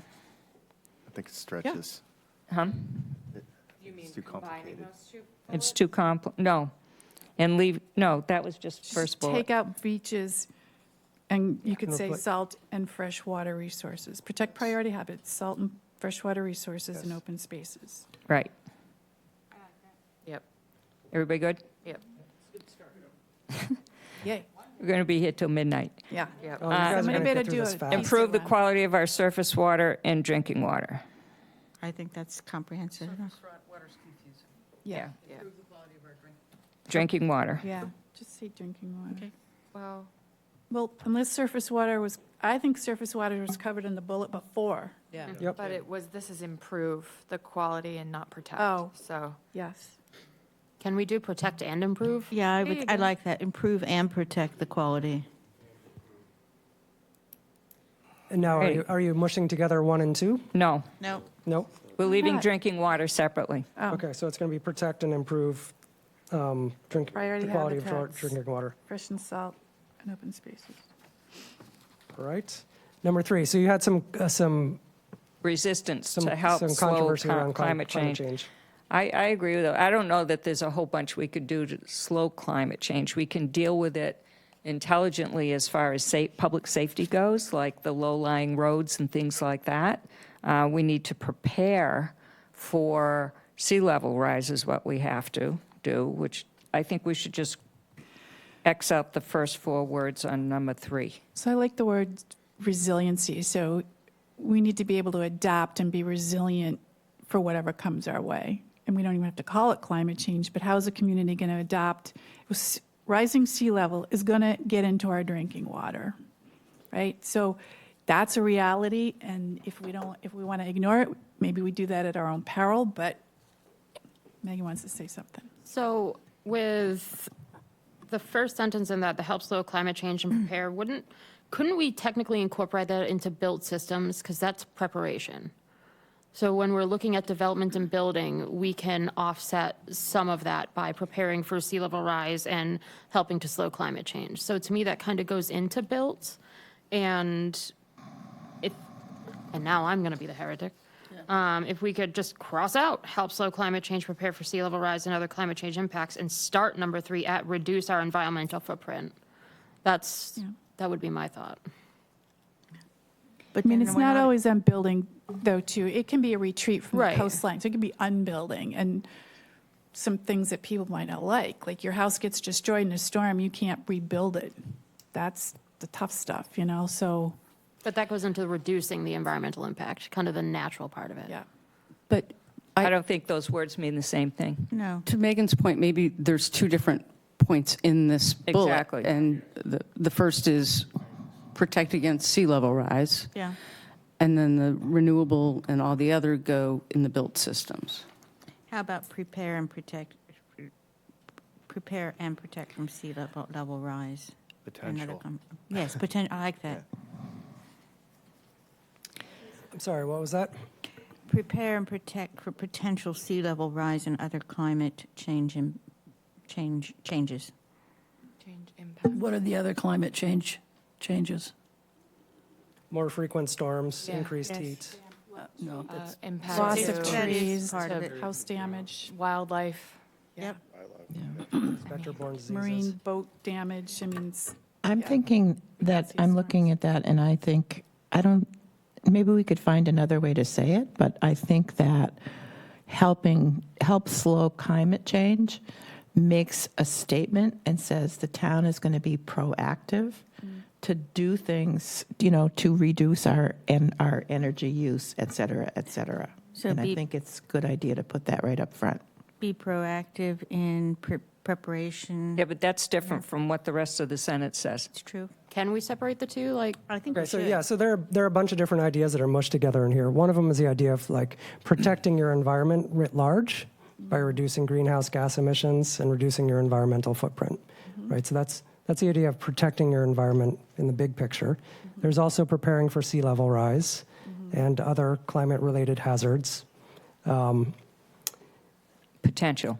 Well, even if you look So at those are two different ideas. what we do currently, I mean, we do a lot of these things really well. And take, for example, on the coast now, a lot of houses get built on pilings. That's part to do with erosion. Most of it has to do with insurance, which is really, that affects everything. That affects, rates. That affects the ability to keep a house, rebuild a house. I think you could just take out the word change and say climate impacts. We have hurricanes here. We have storms. There's changing climates, I guess, to a certain degree, but to use the word, you don't really require it. It's, I think the preparedness part is the most important part, or to acknowledge that certain things, rebuilding or, things like that, could maybe come into that. Someone mentioned the word resilience, which a lot Yeah. of people like because it doesn't point fingers as to what's causing it. It's about to be it makes resilient sense against to- climate to impacts. build Yeah, resilience come in the back face of from. climate. There's actually Yeah, so- 4 items here. There's Yeah. this number 3 is actually 4 parts. If we broke it and put the resilience in, it's the sea level and other climate change, or sea level, preparing for sea level, reducing the environmental footprint by investing in renewable energy. Part 3 would be reducing greenhouse gas emissions, and 4 would be better managing our waste. It's 4 different items. I hate to add bullet points, but How about putting at the beginning, acknowledge the potential impacts of climate change? And then go on to say those other things.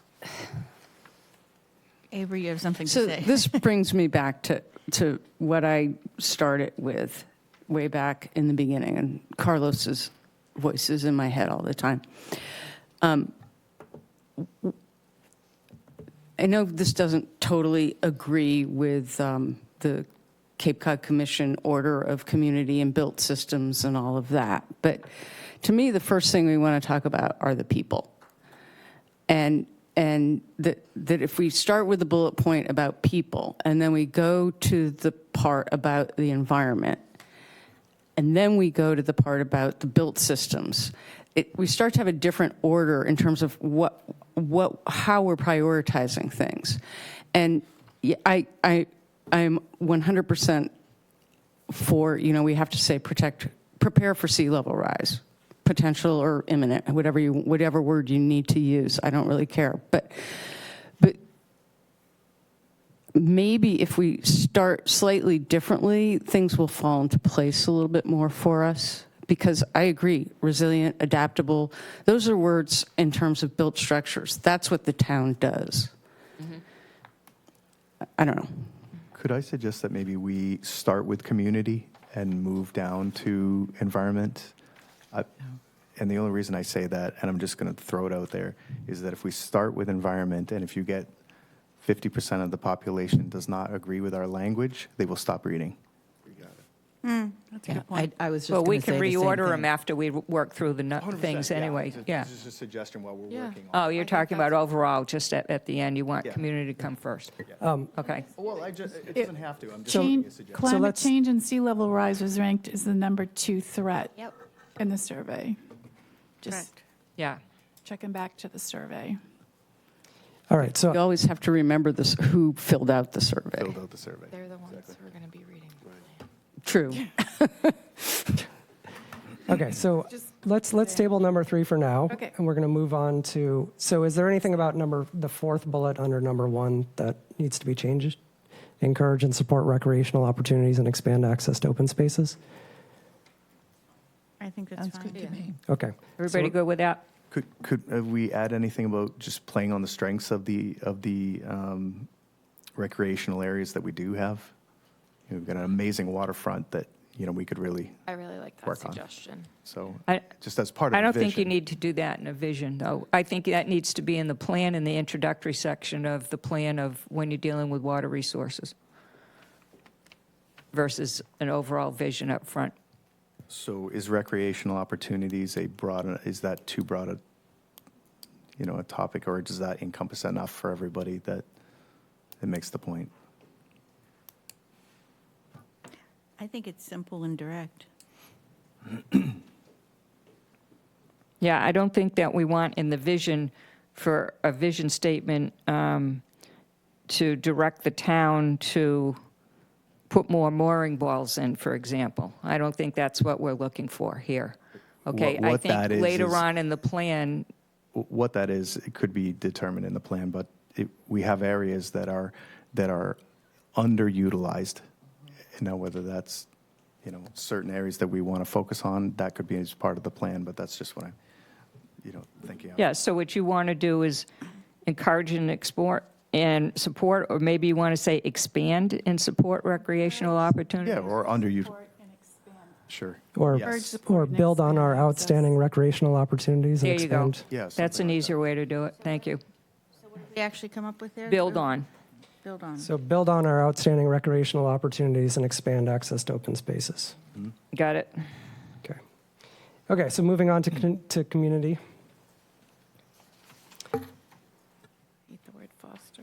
So number one, foster a diverse economy that supports living wages and local businesses and does not harm the environment.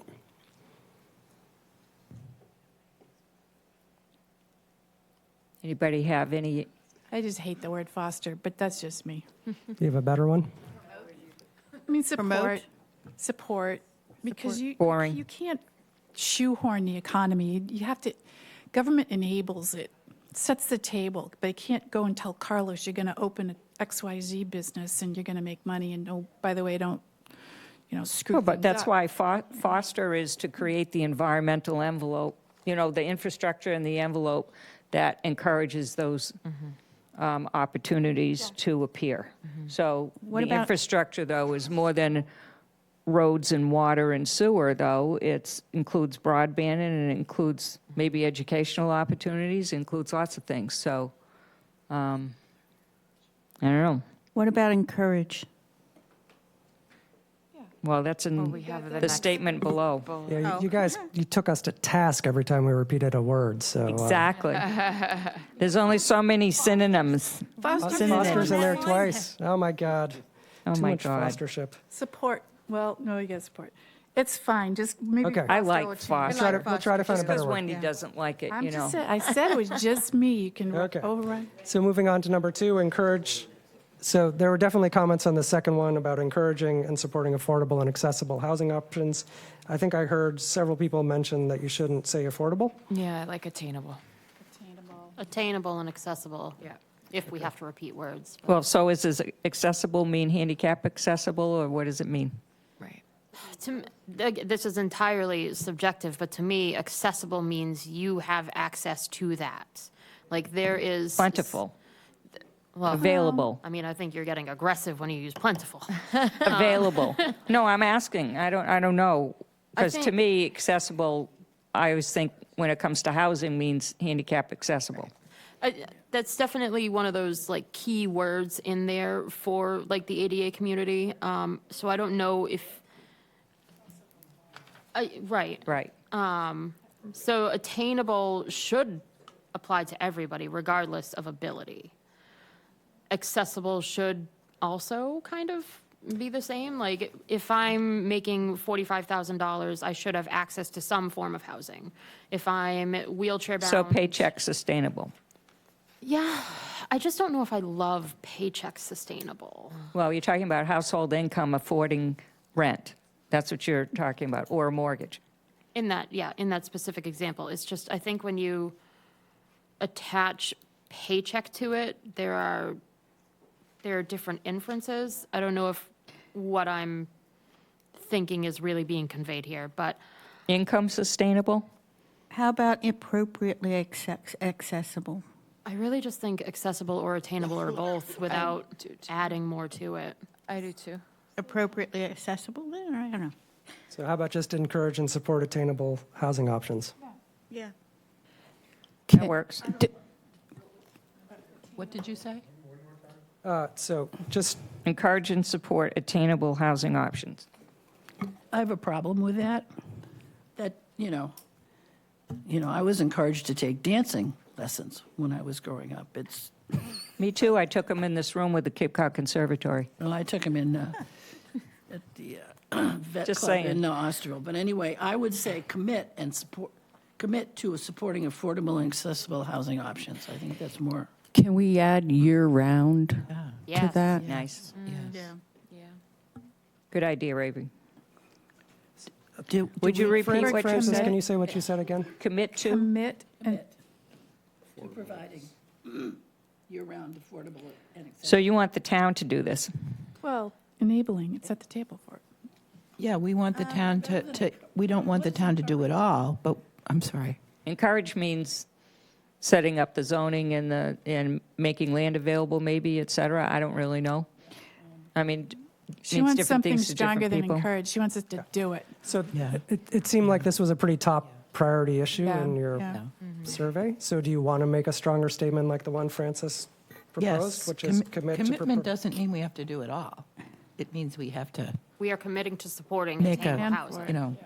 be committed to getting it done.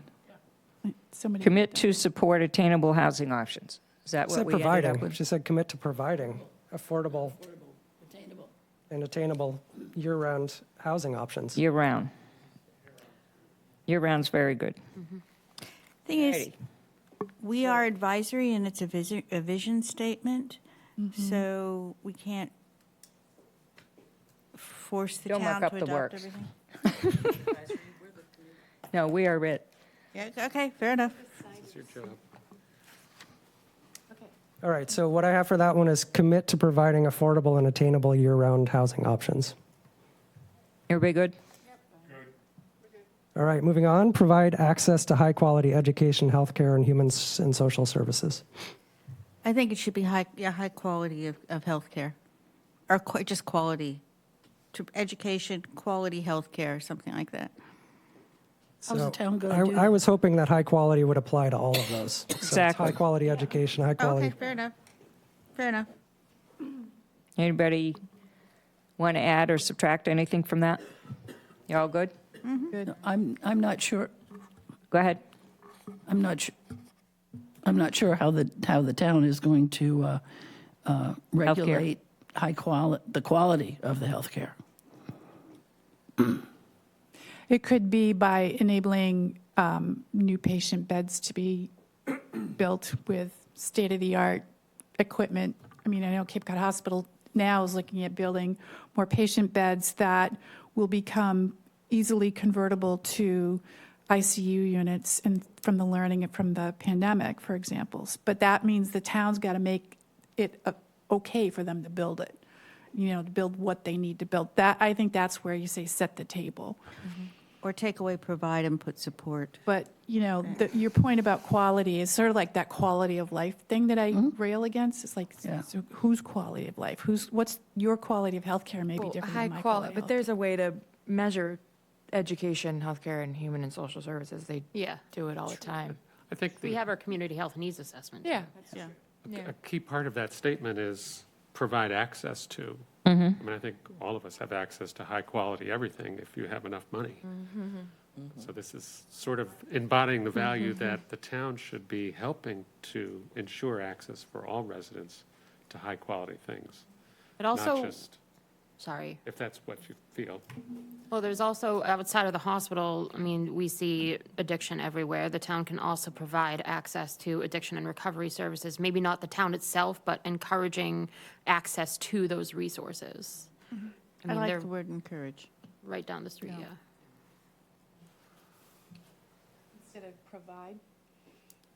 So I think somebody's proposing encourage instead of provide. No, because we can provide access to high-quality education. Yeah. Okay. Should we take healthcare out of this sentence altogether? So it's provide access to high-quality education No. Human and No, social because services? that it could needs just to be be in there. transportation too. Sometimes Uh-huh. it's just physically for people Right. getting access to those places. That could Or be it's bringing a provider to the senior center? Yeah. I think healthcare should remain in there, Okay, unless it stands on its own. so is it good enough as it is? So what's the Yeah. first word? I'd leave it alone if it were me. I'm fine good? either way. Fine the way it is. You know, Okay. town does a lot to support the hospital in their building now. They're starting all sure the do. building down there, so Yeah. No kidding. continue that. All righty. We're good. 3 is good. All 4. right, number 4, so strengthen community connections and communication, neighbor to neighbor, village to village, and between residents and the town. I don't even know if this needs to be in I here. love that. Is this like joy? It is. Like joy. It is joy. It is. It's Damn. like when, you know, like I asked the question before, does connection mean connection being able to get from one place to another better? Or does it mean that we are connected as a community? That people go to downtown Hyannis and don't just go by their perception of downtown Hyannis? But how would the Example. town do this? If you had to back this up with a plan to get this done, what would you expect from So the town? in my mind, Exactly. in my mind, this is supporting community events, Yes. which they do all the time. And, you know, different Projects? project, but also it's going out to the civic associations, connections to that. Yeah. I mean, I feel like the town- Perhaps we could keep the first part of it in that, with that idea in mind, and sort of rework the neighbor to neighbor, village to village more, and saying strengthen community connections and communication through community involvement, volunteerism, you know, things like that, or something like that. I know it gives up a way we can do it, but the way it's written, neighbor to neighbor, village to village, it just Yeah. doesn't I think, wait to the first part of the sentence. Susan, how about strengthen community, building on what Marcus said, building this community connections and communication through promoting community involvement, yeah. I think community involvement is different.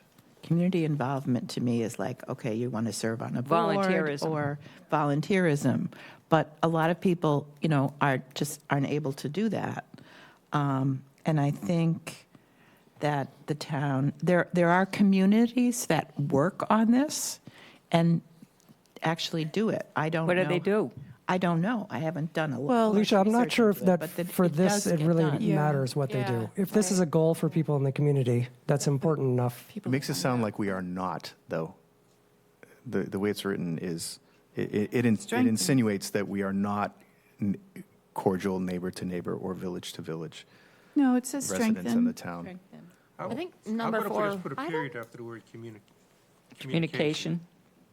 I was going to suggest that you add the word town-wide after communication. I can live with that. Say that, could you say Yeah. that again? So strengthen community connections and communication town-wide. Period. Yeah, I like that. What about the part where it says between residents and the town, though? Because there was also, that came up in the survey Yeah. quite a bit. We can put that in the government section when we Okay. get Yeah, the there. It's already there, transparency. probably. Okay. Yeah. Okay.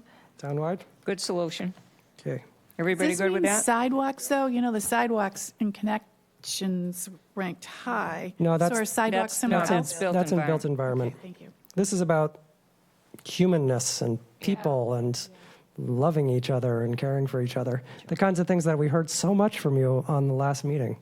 You guys were Yeah. all and about this. People, there was that was one of the things that really struck me about what people had to say, that so many people mentioned this, and I thought that it was maybe something to do with the pandemic, that people had been isolated and they wanted to be more connected and be joyful.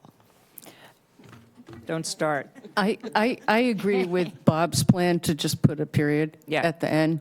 I did hear at the meetings a lot of the communication things, and I think part of it is that we don't really have local news anymore, and, you know, the world is different in terms of how communication happens, so I don't think the town can really fix that, but, Maybe we should start a newspaper. okay. Just kidding. Yes, yes. I was kidding. Oh, really? I missed it. Okay, so the next one has the word that Wendy hates, foster an inclusive community that values diversity and cares for those in need. How does the town do that?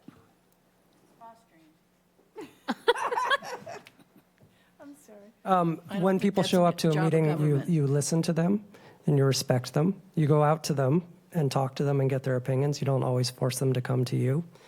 Caring for people in need, that's things like social services, education, affordable housing. I almost feel like it's a little redundant. Yeah, it is. Well, but if we don't mention diversity anywhere else, and I think, you know, that was, I mean, even through this process, it was trying to make sure that we had a diverse, diverse people perspective, thank you, for like the survey, and I feel like the town tried really hard to figure that out. So I think we need to keep diversity in there. I think we need Can to we keep it as add well. that to another To another bullet. point? I think the Or to town, the top sentence? Because that's pretty important and kind of Right. overarching. But I almost feel like having it at the bottom of these is kind of, I like inclusive and diversity in there. I think the town has always been diverse. I grew up in Katuitt, which was considered the end of the earth, and around the corner was the chief of the Wampanoags. We had people from Sweden in Katuitt. We had Cape Verdeans. We had people from Italy. We had people from, around the world. So, and that just, it occurs naturally. I know it occurs naturally, but in making sure that they feel included in the community is something that doesn't necessarily occur naturally. I feel it needs to be included because you can't, you say it occurs naturally, but then you cannot leave out that diverse community. It's not showing respect to them that they're a part. I don't really think it's diverse occurring communities. naturally when we look at the people here. Can we put it in the top sentence? Well, it's kind of in the top sentence. Diverse perspectives, experiences enriches our lives, exactly. But you guys are not, But we're not you're keeping using that this. top sentence. What if we said something like, fosters an inclusive community that values diversity of ethnicity, thought, faith, and lifestyle? Can you repeat that? It's fine. How about just the differences of human beings? Mark, can you repeat what you said, please? Just to foster an inclusive community that values the diversity of thought, faith, ethnicity, and lifestyle, I like that. or some version of that. Well, except that there is a thing where some people think that being gay or lesbian is a lifestyle. And so I don't think that that would be politically correct. The idea is great, but I think we have to think of another word. Isn't that included with lifestyle? It's a very overarching term. Yeah. Yeah. And diversity? I know. You know what's conflicting for me is foster an inclusive community that values diversity. This is what it says now, and cares for those in need. They're two totally different things. Yeah. So if we just get rid of the cares for those in need in this particular sentence and deal with the diversity issue, which is what we're discussing right now. Put a full stop after diversity. Well, and then does the cares for those in need, is that encompassed in the human and social services, the healthcare and the Up above. Yeah. The access to the high-quality health and Yeah. human service, Yeah. social services is already covered, I think, so it's a little redundant. Yeah, Or it we is, because it has that in the foster a diverse community that supports living and wages. So leave it as foster an inclusive community that values diversity. Exactly. Or we could, You're in okay. You're good. number 6, we could say, create a community that is healthy, safe, and cares for those in need. Yeah, get rid of good quality. Nobody likes I agree with that. Oh my God, we've done 2 bullet points at the same time? You're rolling. Woo-hoo. So what's number 5 now? Foster an inclusive community that values diversity, period. Yep. And number 6 is create a healthy, safe community and Create a community that is healthy, safe, and cares for those in need. How about create a healthy, safe community and care for those in need? Fine. Sounds good. Yep. Yeah, we did too. You guys good? Keep moving. Everybody can deal with that? All right, you have 6 more.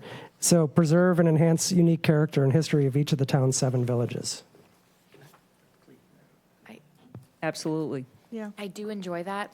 I also liked in the vision, the number one, it did talk about maintaining our community sense of place, which I do like that phrasing, and I don't know if we can work it into that sentence if people agree. Says the same thing. Yeah. How about This preserve way. and enhance the unique sense of character? Would that do it for you? So How this about sentence Wants to add in in sense of number place. one Oh, sense of what said, "We place. will preserve and enhance the unique character of our villages while responding to the needs of the present to maintain our community sense of place and continuity with our history." I really liked that sentence. Okay. I'm not going to die on the sword, Is that though. from number You could say 2? unique character, comma, sense of place and history of Yeah. each of the towns. Do you want to swap out that sentence from the first vision, which was, we will, I do. so it would be, we will preserve and enhance the unique character of our villages while responding to the needs of the present to maintain our community sense of place and continuity with our history. Preserve and enhance it. As lovely as it is, it sort of defeats the point of bullets. Right. Could take out the while responding to the needs of the. Like I said, I'm not going to die on the sword. I just. Oh, good. We- Where's everybody here? Can we add where is that, the maintain community sense of place and continuity with our history? Can we add that to the number one? Make it another bullet. So you could do something like, preserve each of the towns, No, I think, Sense of place. preserve and enhance the sense of place and continuity with history in each of the town's 7 villages. It's kind of a mess. I like character. I like the way it Because is that's in a lot here. of the ordinances. Can we Like say historical ordinances have character in it. It's part of the purview. Respect. Respect the way the Say individuals are. The unique historic character and sense of place. Another Well- common Yeah. phrase. That works. What did you want to do? Said respect the uniqueness of the villages. Could do it, it's now become a Well, preserve and enhance. public sign disposal place. They're just coming up out of the ground. Stop signs, yield signs. Sprouting, yeah. I think preserve. I like the preserve and spring. enhance because it goes with preserving historical. But What do we have now? preserve and enhance the unique historical character and sense of place of each of the town's 7 villagers. Did I get that right? Yeah. Yeah, I don't know about the historical versus historic. You guys can fight over that one. Historic. Let me- Historic? Let me throw out a certain amount of risk here. That bullet point emphasizes each village as its own sense of place, as opposed to the 7 villages being one sense of place. I think it's extremely important that we emphasize that the town of Barnstable is one sense of place, That's a good which point. is made up of 7 villages. That's why with I unique liked character and history. this sentence, that it kind of held both, but So we could say, preserve and enhance the unique historic character and sense of place of the town's 7 villages. Or we could say community if you want to take out, if you're trying to Not get away from the community. 7. Okay. no more community. Or just of the town of Barnstable? I think the word sense of place are a term of art that's very important. Could say the town and its villages.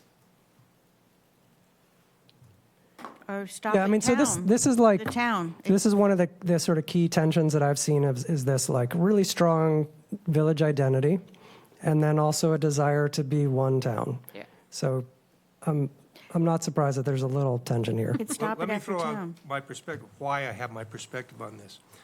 So I've lived in, essentially say, all parts of the United States, all regions of the United States. And New England is fairly unique in that we have towns and cities that identify themselves as towns and cities. I lived a long time in California. There is very little sense of place in California. You could be on one side of the street and be in one city or town, and be on the other side of the street and have a different city or town. But there's no sense of place that you're in Sacramento, Davis, San Francisco, for most of the United States. Here, you're either in Barnstable, or you're in Yarmouth, or you're in Mashpee. And I think it's important to emphasize that we're a town And we have our own community and our own sense of place that is different from all those things that surround us. And I think the emphasis should be on the town as opposed to the neighborhoods within the town, without in any way minimizing the unique character and history. That's a very interesting perspective, but I feel the absolute opposite of that is true. Because I don't think when you're in Barnstable that you care about Yarmouth or Mashpee or anybody else around the borders. You just care about which village you're in. And I think the people in Hyannis feel very differently about the other villages, and the people in the other villages feel very, their pride is within their village and then in their neighborhood within the village. And I think that's the way Barnstable is. The fact that we are one town is evident by our town government. So, I mean, I don't think that here we should switch to the whole town, because in our surveys, people really emphasize pride in their village. That's the way I took the information anyway. And so I think it's really important, especially when you're talking about character and history. You know, the character and the history of the north side of town is totally different than the character and the history of the south side of town. When it was developed, what they did for commerce, you know, blah, blah, blah, because of the ports and the depth and all that stuff. So commerce was different in this town. So I just think it's real important. And I think that the civic associations in the different villages are looking forward to representing themselves when we get to the actual writing of the plan and the chapters, and that there's not going to be anybody representing a whole town chapter, because the whole thing is for the town. And that all the little pieces, like a jigsaw puzzle, add up to the one main plan. Felicia? Yep. I think the point of what we want to get to here is that we want everyone to care about the town of Barnstable, no matter what village you live in. I mean, I think that's Bob's point. It's like we're one cape. We're one really small place on the planet, and we can divide it up a million ways. But I think what we want to do is somehow work to make sure that the villages have their own identity, but realize that we care about each other. So I think that this bullet point is about built history environment. and community character. And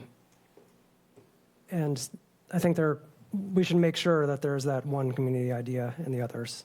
I mean, it's not there now. Well, I think that's in the above statement. The paragraph in the above statement will talk about the one community. And then these bullets need to say, these are the different pieces that add up that create the one community, right? So, you know, I'm not objecting to the town being unified in the vision statement. I think it should be, but I think it should be in the written intro that's above the bullet points. And then the bullet points should get down to the village level, and then the plan will represent the town's version of right. So how do we what to do about that. So how do we write our vision? And I think we can talk about when to preserve and enhance the unique village character of our town, village's character, or something that's. How about? We're going back to we're talking about 7 villages. I mean, we're putting it in there. So maybe we just pull it back a little bit. We still talk about village and character and preserving that. Well, so we add of the town after unique character. Preserve and enhance the unique character of the town and history of each of the town's 7 villages. Or I've got another idea that might go. Unique historical character and sense of place for the unique, 7 unique villages that collectively create the Too much community words. of the town of Barnstable. Go for it, Avery. If I could suggest. Please. It seems like you want both the villages and the town in the Yeah. statement. So you could say, preserve and enhance the town's unique historic character and sense of place and that of its 7 villages. Bingo. That Great, write that make up down. the town of Keep Barnstable. moving. Do you remember what you said? Preserve and enhance the town's unique. The 7 historic villages that make up character the and that of its collective 7 town of villages. Barnstable. All right, one more time. What was that? Preserve and enhance the town's unique historic character and sense of place and that of its 7 villages. That's pretty much what's down there, but that's fine. Yeah, Just adding town. yeah. Everybody live with that? Yep. Bob, you okay? Okay. All right, With the town, Right. and touches the villages. exactly. Good job. Crushed it. That's my goal. To the next one, because I'm still writing. So the next one, I like it. I like steer development towards locations with adequate infrastructure and prioritize redevelopment over new development. to it. I have a problem with that as it is because I love it. Well, if it prioritizes redevelopment over new development, how about I love it too. to balance both? No. No? One here, Fiona. What? Got something? I was just thinking about it. We could say maybe to encourage responsible development across all 7 villages and incentivize redevelopment when appropriate. Okay. I think it's too soft. I The like it, but I responsible would part take out the being 7 the villages. where infrastructure allows. But one of the things that is happening is that a lot of the development gets lumped in one area and is not shared by the towns. It's not shared by the villages. And it does You think? become a little not in my backyard kind of stuff. But the reality is, if we want housing, it needs to be housing everywhere. If we want businesses, there needs to be businesses everywhere. Access everywhere. So that has to be the idea that it's shared amongst the villages. I think is an important point, and I think that redevelopment is more difficult. It should be incentivized, not. Well, I don't steered or disagree with otherwise. that. I don't think this is about where it's going necessarily, other than the adequate infrastructure part. But infrastructure is a very generic word depending on the size. Sometimes it doesn't really matter depending on the size of the development you're talking about. But prioritizing redevelopment over new development, I think it's very important for a community to have that mindset to say, what parcels, what land, whatever exists here, where we would like to see the building here first. And if you can't possibly conform to that, then we'll talk about new. You know, as a mentality issue, it's not about pushing people to do it before you can possibly build new, because You need to everybody incent- knows it's more expensive to redevelop. But I think what Mark's saying, Felicia, is just instead of prioritize, to incentivize. I mean, Yes, like that correct. action. Yeah. If How you're going to about make something pri- more difficult for something you That's want, fine. you need to incentivize somebody to do it. Right. How about prioritize and incentivize? Sorry about it. My only concern with the prioritize is that the possibility of a roadblock later. And I think incentivize takes a little bit of that away. I mean, we should be encouraging redevelopment of land that's already in existence, that's more possible to be redeveloped. But I also don't want to, when you hear the word prioritize, it's like, okay, we need to do this first. I do think that we should look at those things first, but I just don't want to set up roadblocks to the future where development would be appropriate. Yeah, I'd agree with that. So you want to remove the word prioritize and just use incentivize, or you want both words? I think incentivize would be better. Right, incentivize. One of you, I don't remember which, had suggested flipping the order of the sentence. So it would be incentivize redevelopment over new development and steer development towards locations with adequate infrastructure. That works. Okay. Everybody good with that? Yes. All righty.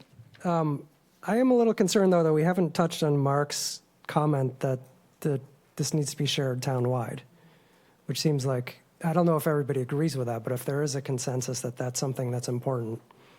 The current plan says that, to that effect. I mean, the entire plan, if you read enough of it, indicates that it should be shared by all, Can you, but it's not. but that's. Hyannis current. takes the brunt of the services, the Right. brunt of the Everything. affordable housing, the brunt of everything else that goes with that. So that really does need to be shared. I know it's not a popular view, but But it it's should be reality. shared. No, it should be shared. And people want to live in every town, and they want to be able to live in every town, and that's why you have to sort of have that inclusionary part of it.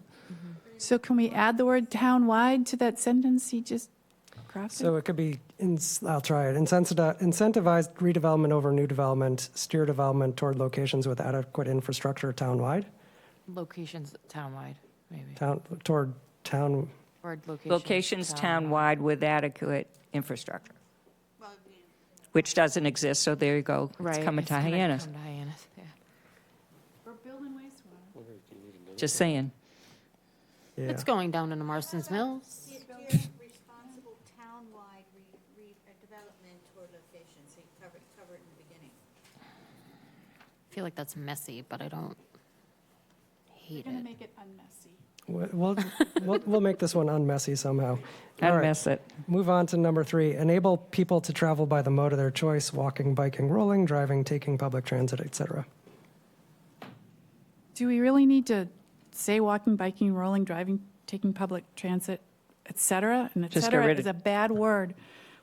Delete, so like, just put what does period that after mean? choice? Is that what you're saying? Exactly. What, huh? My problem with that is like, But we don't have all those choices. right, like, we can enable people all we want, but I think maybe supporting or encouraging or fostering access to that transportation, like, it took 3 hours to get from Marston's Mills, or not 3 hours, like, 2 hours, 2.5 hours, to get to Falmouth from Marston's Mills via the bus for a job, which is goofy.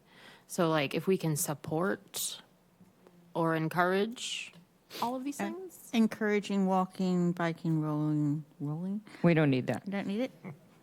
No listicle. Okay. So what's the correct word that Megan's looking for versus enable? I think there are 2 words that need to be in here, and not all the biking, rolling, walking, but safe and efficient. Safe was a big thing in the public. It's true. And efficient is a terrific word because that addresses the time factor. Promote safe and efficient travel by modes of their choice?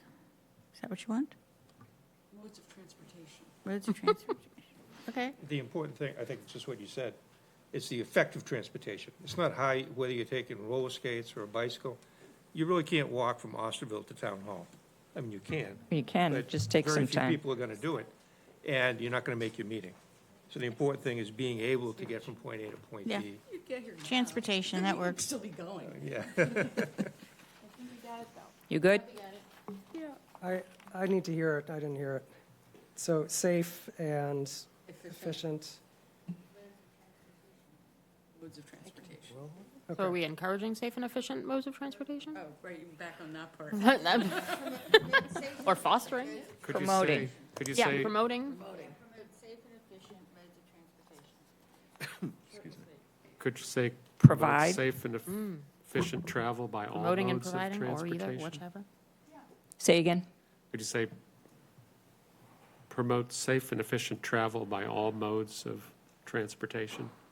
Sure. People out there in their scooters or in their Wheelchairs? wheelchairs. Well, you don't have to define, I mean, this, as in all of these statements, that's what the rest of the planning process is about. It's like, you're saying here, it's important. Here's the that vision, here's the In idea. the future, people be able to travel by all modes of vegetation, transportation, or vegetation. Oh, they do that now. The subsequent planning process over the next year, there'll be a committee looking at how do people get around now? What other modes of transportation? How do we achieve this vision of, in the future, not just being able to get around through a car, but by walking and biking? And they'll be able to parse out whether that includes rollerblading and dog sled. And Well, I think for the Vespas. town of Barnstable, we're talking about rail too, right? So rail has been a hot topic in the past 40 years? Yeah, because it would overdevelop Cape Cod. But we have a rail bed, and we have a transportation center, we have, Bourne is already part of the MBTA. So I think when we say all modes of transportation, we got to mean it. Whether it's rail, hovercraft, I mean, who's going to invent the next? We're going to get Amazon coming in, dropping things by drone, you know, it's kind of, They can afford to do that on their own. I mean, it's just, I think the intention from the survey was, we heard people say, we want to be able to have all these modes of transportation. So that's kind of what we need to say, is people should be able to have access to the transportation of their choice. In a safe and efficient way. Right. Let me throw out again at some risk. There's really 2 issues here. One is the ability to get from point A to point B. The other is the ability to drive down Main Street in Osterville on a bike and not be killed. Those are really 2 very different things. You know, one of the things we heard a lot of in our downtown Hyannis outreach were people coming up, it was a Sunday afternoon, and talking about how this is nice, downtown's closed, they can walk around. but how hard it is to get from West Barnstable to downtown Hyannis, or how hard it is to get from Marston's Mills to downtown Hyannis, or how hard it is to get from Hyannis to an adjoining town because they live in one place and work in another place. So in my mind, those are two really different concepts. There are places in the town of Barnstable, on no circumstances would I ride my bike. They're public roads, I have entitled to ride my bike there. If you ride the bike there, your chance of being hurt or injured is extremely high. I think we need to address that issue, but we don't have to address that issue in the same sentence as providing for effective transportation from point A to point B.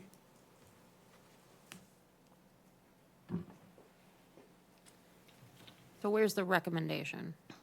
Break it into two separate sentences. What would the second sentence be? The second sentence would be to provide for safe and efficient transportation, period. And then most of the words we've been using in that sentence would form either the first or the second sentence, whichever order was deemed to be preferable. I didn't ask you that. I didn't ask you that. So how about enable people to travel safely and efficiently by the mode of their choice? Yeah, that sounds good. But the trend, I know it mushes them together, but, I mean, I was just going to say not a hill that. I'm gonna die on, Good. okay. but it doesn't address my point. So you're, But is your point that it's hard to get from Marston's Mills to Hyannis because of traffic, or is it because of safety? Because maybe you don't have a car, which you can't get there, and maybe we want to encourage other ways to get there from, other than a privately owned automobile. That doesn't mean we have to say we're going to form the Town of Barnstable Transit Company, but I think it does mean we have to try to set an environment where people can get from point A to point B, you know, if they can't afford the routes that we, in this room, normally use to get there. Okay. I think you've captured that. I mean, if you say you want to enable people to travel safely and effectively by the mode of their choice, again, the next question when you get into the planning process is, can people do that now? And you're saying no. So then the plan would look at, well, what's the solution to that issue? How do we create it? Exactly. What do we have to do in order to enable people to do? So this bullet is doing its job, is what you're saying? I think so. Because the plan will fill in the blanks of what you're talking about. And again, you're setting the vision. So everybody should be able to travel by the mode of their choice. And then something like rail would be addressed in the plan, Correct. how we want to look at that, yeah. Right. Rail, bike, more bus routes. It could be part of the next survey. Is how would you like to get around that you can't get around now? People will say hot air balloon or whatever. all right. One other, and I'm not really seeing this anyplace else, healthy, safe community. But one of the big things that people talked about was traffic and safety. And I'm not sure that we're addressing that in this built environment thing. Did you say traffic and safety? Yeah. So that's the enable people to travel safely and efficiently. Efficiency is. Efficiency. Yeah, okay.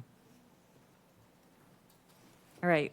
Number 4. Number 4, build essential infrastructure that's resilient, adaptable, and sustainable. Big words. So this covered a lot of what you guys were talking about earlier with the climate change thing. Okay, so moving on to the government, increase transparency of the local government so that it can make effective decisions grounded in citizen input and implement necessary changes efficiently. It's fine the way it is. You like it as is? Yeah. Everybody good? I like it as is, too. Wow. Great. Recognize and build upon previous efforts by citizens in the town of Barnstable to make the best, recognize and build upon previous efforts by citizens in the town to make Barnstable the best it can be. Okay, I think that's fine. always a good thing. I think it's more recognition and that sort of thing. I think it's fine. All right. Thank you for your, Can I just, Did we go through all of these? well, we went through all of them, but have we addressed everything that No. everyone liked on number 2? Or did we, should go through there and see if we've taken care of the second one Can I, to include it? Have we finished the climate change no, one? we have not. no. No. So should we deal with climate change now? So the infrastructure part of climate change is already dealt with in that bullet that we just covered.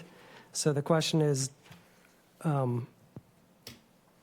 think you could mention preparing for sea level rise explicitly in that build essential infrastructure that's resilient, adaptable, sustainable, and prepared for sea level rise. That fits there. Yep, it does. Say So that then the again? question is, how do you want to deal with climate change, and how do you want to deal with sort of environmental footprint and sustainability? Not just, I'm sorry, I missed what you just said. Where are you putting sea level rise? Yeah, Yes. I was going to put it in build essential infrastructure that's resilient, adaptable, sustainable, and prepared for sea level rise. Possible sea level rise. I think that, I love that one, just standing alone and applying to everything and not just to things right on the coast. Okay. In the infrastructure one, or in Yeah. the built environments section. Could we just go with number 3, excuse me, leave out help slow climate change, prepare for sea level rise and other climate change impacts, and reduce our environmental footprint by investing in renewable energy, reducing greenhouse gas emissions, and better managing our waste? It's not saying, Yep. as much as I would like to say we recognize the effects of climate Yeah. change, I can see that's not going to fly. So I think that we are in effect recognizing that there are impacts and that we need to do things about them. Yep. I don't want to gunk it up, but prepare for sea level rise and extreme climate impacts or potential extreme climate impacts. So get rid of climate change because it is a political hotball. But you're recognizing that there's extreme storms that are happening that never did before. That's a good point. Thought we were going to use like climate resiliency or climate adaptation. We See, could just I say would other think that- climate impacts. I would say As I say, that. strike the that- word change, go climate Yeah. impact. Yeah. Yeah. That's what you said before. It's generic enough where it takes in everything. Yeah, it doesn't have to be a. Yeah, it's not doesn't have to be a restricting 100-year it. storm. It just be a bad Exactly. storm. But there's 4 points here, though. Are we taking the others and putting them into the other 3 points, or are we carrying on? About waste. Yeah, Can we make it 2 separate points? Two Yeah. sentences. okay. I just strike the word and make R, big R and reduce. Period after So I think impacts. what I've heard is prepare for sea Capital R. level rise and other extreme climate impacts. Reduce our environmental footprint by investing in renewable energy, reducing greenhouse gas emissions, and better managing our waste. Right. Yes, good. 2 bullets. 2 bullets, 2 bullets. 3A and B. I'm Okay. kidding. All right. So then the last thing is the introductory sentence, which we're going back to vision option 2. So we've got Barnstable is a vibrant and diverse community where people and nature thrive together. We're committed to creating a healthy, safe, connected, and equitable environment for all residents and to protecting our natural resources for future generations. Do I we want would- environment or community on there? We have Equitable community or equity environment? communities in there. Get rid of equitable. What do people Francis want? has proposed getting rid of equitable. Equitable doesn't mean equal. I know. Yeah, I don't know what equitable safe- environment means. Safe, connected, a safe, connected community? So, I Can we- mean, I think that, Environment? Can we put inclusive in here? I like that. Did we lose inclusive later, or? I think you guys kept inclusive later. I think we kept that. So how about, we are committed to creating a healthy, safe, connected, and inclusive community for all residents and to protecting the rest of it. What does that mean? Yeah, I What is guess what the only mean? issue is you- Inclusive. Inclusive? Means it Inclusive includes means all the people including in all, Environment. everybody in the community. I guess the way I'm reading environment here is Yeah. all of Barnstable, not Yeah, just like not the natural. Right. environment. Exactly. Yeah. Or you could just use community, but either way. Instead of environment, I did like you use inclusive town? because that covers that diverse section yet again. place, instead of environment, you could say place. Yeah. Inclusive place. For all residents. Okay. Place, yeah, because you've already used the word community once. Yeah. Okay. I like The only place. thing that this doesn't say is anything about the economy. Right. Well, That's true. People and nature thrive together. I think it's assumed that you have an economy wrapped around that. it's in number 4, that bullet. It is. Foster a diverse economy that supports living wages and local businesses and does not harm the environment. I actually like that. 'Cause Yeah, but it- that's not what, But it's not in the vision. that's not what we. Oh, no. But did we get it in, because remember we wanted number 2, but we went and adapted number 3. And that's one of the things that people said they really liked about number 2. So is that covered in number 3? I don't think it is. Can we add that to number 3? So what we have is support a diverse economy that supports living wages and local businesses and does not harm the environment. Yeah. We have that. Where do we have that in number 3? It's going to be the first bullet. It's Oh, in the community number section. 4. Option 2. So that, and that will be moving up. That'd be moving up. I think we're good. I don't see it on Let me number throw 4. out, I'm somewhat uncomfortable with striking the word equitable. I am too. There are a lot of people in town, our town, who are healthy, they're connected, but they certainly don't feel Yeah. they're being treated equitably. I didn't think we struck equitable. I thought it was the word environment we struck We and were put place. debating both. Yeah, put community. Equitable was struck on one Place. version. Oh, I I'm don't know sorry. if it was adopted or not. Yeah, I thought we struck equitable for Inclusive. inclusive. But Can we use equal? So the difference between equal and equitable, equal is raising everybody to a equal level. level. It's basically giving everybody the same help. Option, everybody gives the same option. Equitable is giving people the help they need to all reach the same level. So Exactly. one of them is you've got, the classic example of this is you have 3 people of different heights, they're all trying to look over the same fence. Equal is they all get the same ladder. The shorter person can see over the fence, the medium person can't, and the short person really, really can't. That's equal. Equitable is they get different height ladders so that they can all see over the fence. Good illustration. Yeah. A sort of common example of that is, food aid or something. Nobody can say it's not a good idea to help people get food to survive for their kids. But we don't all get food because we don't need it. Extra aid. So can you read the statement that you have right now with whatever feedback we've given you? So I got what I've lost. heard is somebody had proposed swapping equitable for inclusive, Yep. and somebody else had proposed replacing environment for place. Yep. I'm hearing that equitable is important to keep. I So- think it needs to have inclusive and equitable because they're 2 totally different things. Okay, Yeah. so what I have with one proposal, I'm suggesting also instead of Barnstable is a vibrant, it says Barnstable is one vibrant. So Barnstable is one vibrant and diverse community where people and nature thrive together. We're committed to creating a healthy, safe, connected, inclusive, and equitable environment for all residents and to protecting our natural resources for future generations. Okay. I like it. I have a question. Is this a place where possibly it says the town of Barnstable as distinct from the county and the village and all the things we were just talking about with the multiple villages, where we kind of put it out front? Doesn't hurt?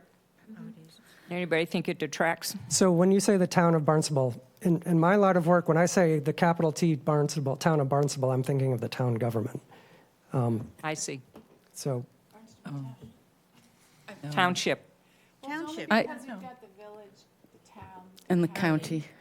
And it's always been a hairball. Okay, so the town of Barnstable is one vibrant and diverse community where people and nature thrive together. We're committed to creating a healthy, safe, connected, inclusive, and equitable place for all residents and to protecting our natural resources for future generations. Yeah, so do a small t on town, That sounds the good. town of Barnstable. That distinguishes it from government. Yeah. Sorry. Yeah. I hope that we can see this like tomorrow morning in our inboxes, It's not going to be tomorrow morning, gonna but soon. happen. but really soon, not 4 weeks from now or whatever, because it's all very fresh and we've covered a lot, We have. and it would be great. I hear you. Okay. It's a boat. There's our boat.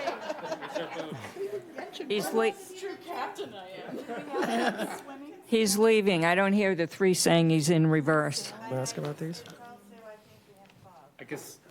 I guess one last thing, if you'll indulge us for a minute, is to look at that first paragraph under number 1 and say, is there any sentence in there that's really important to bring into that paragraph in number 2? No, Just anything in that first a paragraph. whole paragraph. I like the robust and responsible economy. that creates Yeah, ac- I don't know what a responsible economy is. It's, Non-polluting. Felt like the bullets kind of covered a lot of the good stuff in that. you think we got it? I do think we got it. The second sentence, to make our vision a reality, taking that part out of it could potentially get worked in, but. But. Basically, everybody's okay? Nothing's been neglected? The only thing that I would suggest, I don't know if we need to do this, but when you're going over it, we always talk about the natural environment, so people think about water and salt marsh and things like that, but nobody said anything about wildlife. Do we need to include that in there, or is that just assumed that that exists? I said the word, I don't know if it made it into the. Do you have wildlife anywhere in what we discussed? So where it makes sense. Yeah, Yeah, both. true. It's not just about us humans, you know? That's a healthy, safe community for all residents. Yeah, I don't think so. Protect priority habitats. What? We have protect priority habitats. We do? So, yeah, We do? yes, we do, under, number 1, under good. option 3. All right. Ah. Does that satisfy you, Felicia? Yes. Yes, thank you. Okay. Thank you all for, yep. No, we already got it. No, we got it. We're set.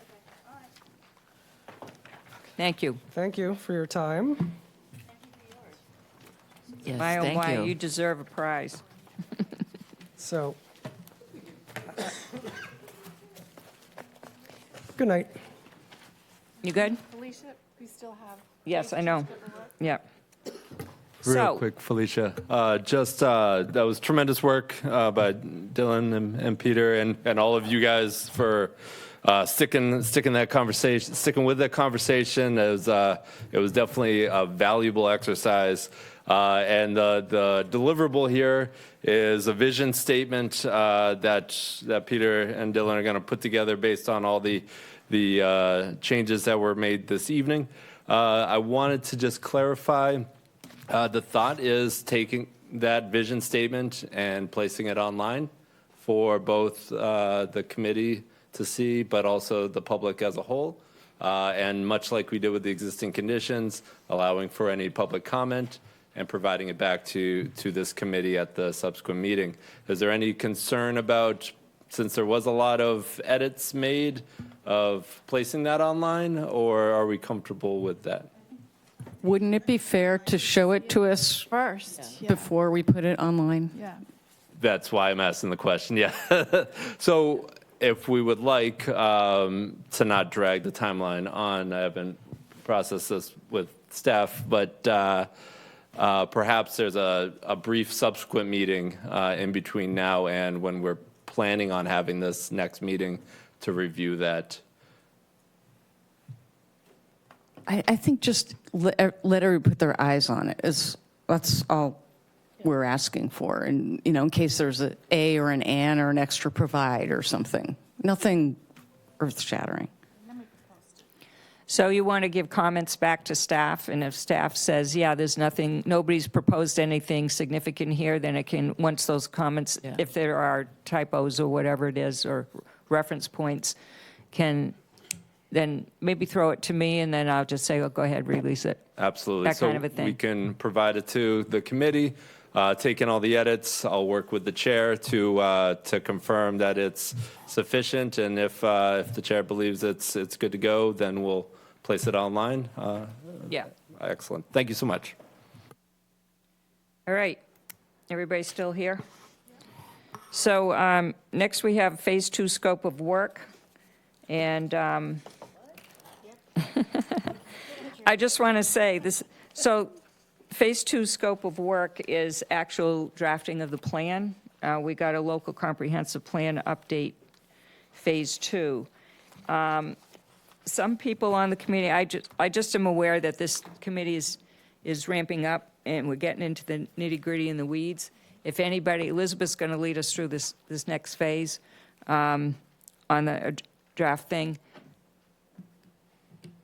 I'll wait till she's done, okay, and then we'll go through what my comments were, so go.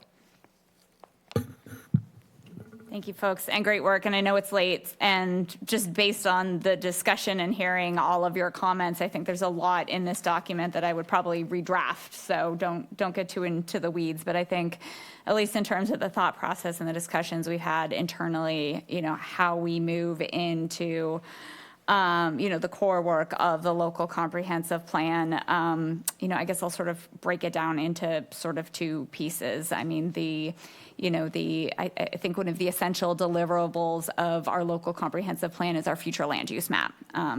It takes these issues that we've been talking about and attempting to deconflict, development versus preservation, change versus staying the same, and translates that into geographies for the town of Barnstable, how we're thinking about build out and demand and rate of development and the role different villages play. So I think what we would like to propose is that we start this next phase by having those conversations about, infrastructure and natural systems and housing, and dive into a process where we would develop those future land use maps. Through a facilitated process with a consultant, bringing in subject matter experts in each one of those areas to talk about needs. And then from there, much like we did in the 2010 plan, and again, I think perhaps rethinking after tonight how these, we'll call them chapters like we did in our last plan, get ordered, but going sort of issue area by issue area. So again, environmental and those built systems and economic development and, these sort of social systems that we're talking about. And crafting a process in which, we would work to sort of summarize everything that we've done to date relative to public comment, into issues and needs for all of you, bringing in experts on our staff as well as from outside of the town of Barnstable to help frame the issues and how they apply to the here and now, and then going through a process in which we are setting those goals and priority actions, I would say priority actions, and really sort of reflecting on how we might want to craft those actions versus the way we did it in 2010, where we ended up with 300 actions and no way to evaluate those. So again, in very broad brushstrokes, I think that is the process that we are thinking about putting forward, and again, leaving out, probably one of the most important and core pieces of that in my explanation, which is making sure that we have a continuous feedback loop with our community to evaluate the assumptions that are going in and then the recommendations that are going out through a variety of different outreach methods, whether it's going, village by village to have those conversations, big public meetings to evaluate the final products, or things in between, like, targeted surveys or focus groups. So again, that's the thinking. I think, in speaking with our finance director, we as planning staff have incredibly appreciated the support services of folks like Dylan and Peter to help us through this process. And so we would be asking, with your support, funding for, for that in a second phase. It would be incredibly helpful to get that, funding in place before the end of this fiscal year, which is why we're bringing this to you tonight. Otherwise, we're going to find ourselves essentially with a lag of time until we get access of those funds that will really push us late into the fall. And, I'd like to take your temperature, but I feel like we have a good momentum here. I feel like a lot of these issues are incredibly urgent in our community, and that we'd like to keep this momentum and process rolling sooner rather than later. So, if anything that I just sort of described seems terribly off, we would love to hear that feedback and incorporate it, whether it's here tonight or offline with staff going forward. Okay, so we were all provided with a local comprehensive plan update, Phase 2 draft scope of work. So this is what's going to be going out for an RFP, correct? Again, I think I would probably retool a lot of this relative to some of the context and maybe the way things are organized in the chapters based on the conversations that we've had tonight. But generally, yes, the idea is to release an RFP or other mechanism to be able to retain consultant services in support of this effort. Again, acknowledging that we have an incredible town staff committed to, I think, doing that extra level of outreach that a consultant couldn't support. Again, those meetings on a village level, the summaries of what we've already heard to date. Is there any reason anybody would oppose going forward with a request for funds in the town, so that staff can do this based on what you've seen here? I had several pages of changes and edits, which I think I forwarded to staff. Did you guys get that? If not, I will. Just things like making sure that PFAS, et cetera, and effluent affecting Lewis Bay and other Southside estuaries, things like that are included in some sections here. There's places where I think things, and like you said, you've heard things tonight that you might change this and incorporate again, yeah, things. I think, and the idea is to paint in broad brushstrokes. So, as we get into these sort of conversations about issues and needs, like what are the problems we're really trying to solve in each one of these issue areas, I think is where we start. And then, again, getting to a plan that is digestible and actionable by our community. So conceptually, we're all on board with that, I would think, because without consultants to do Phase 2, what's the point of doing what we just did? Just saying. Right.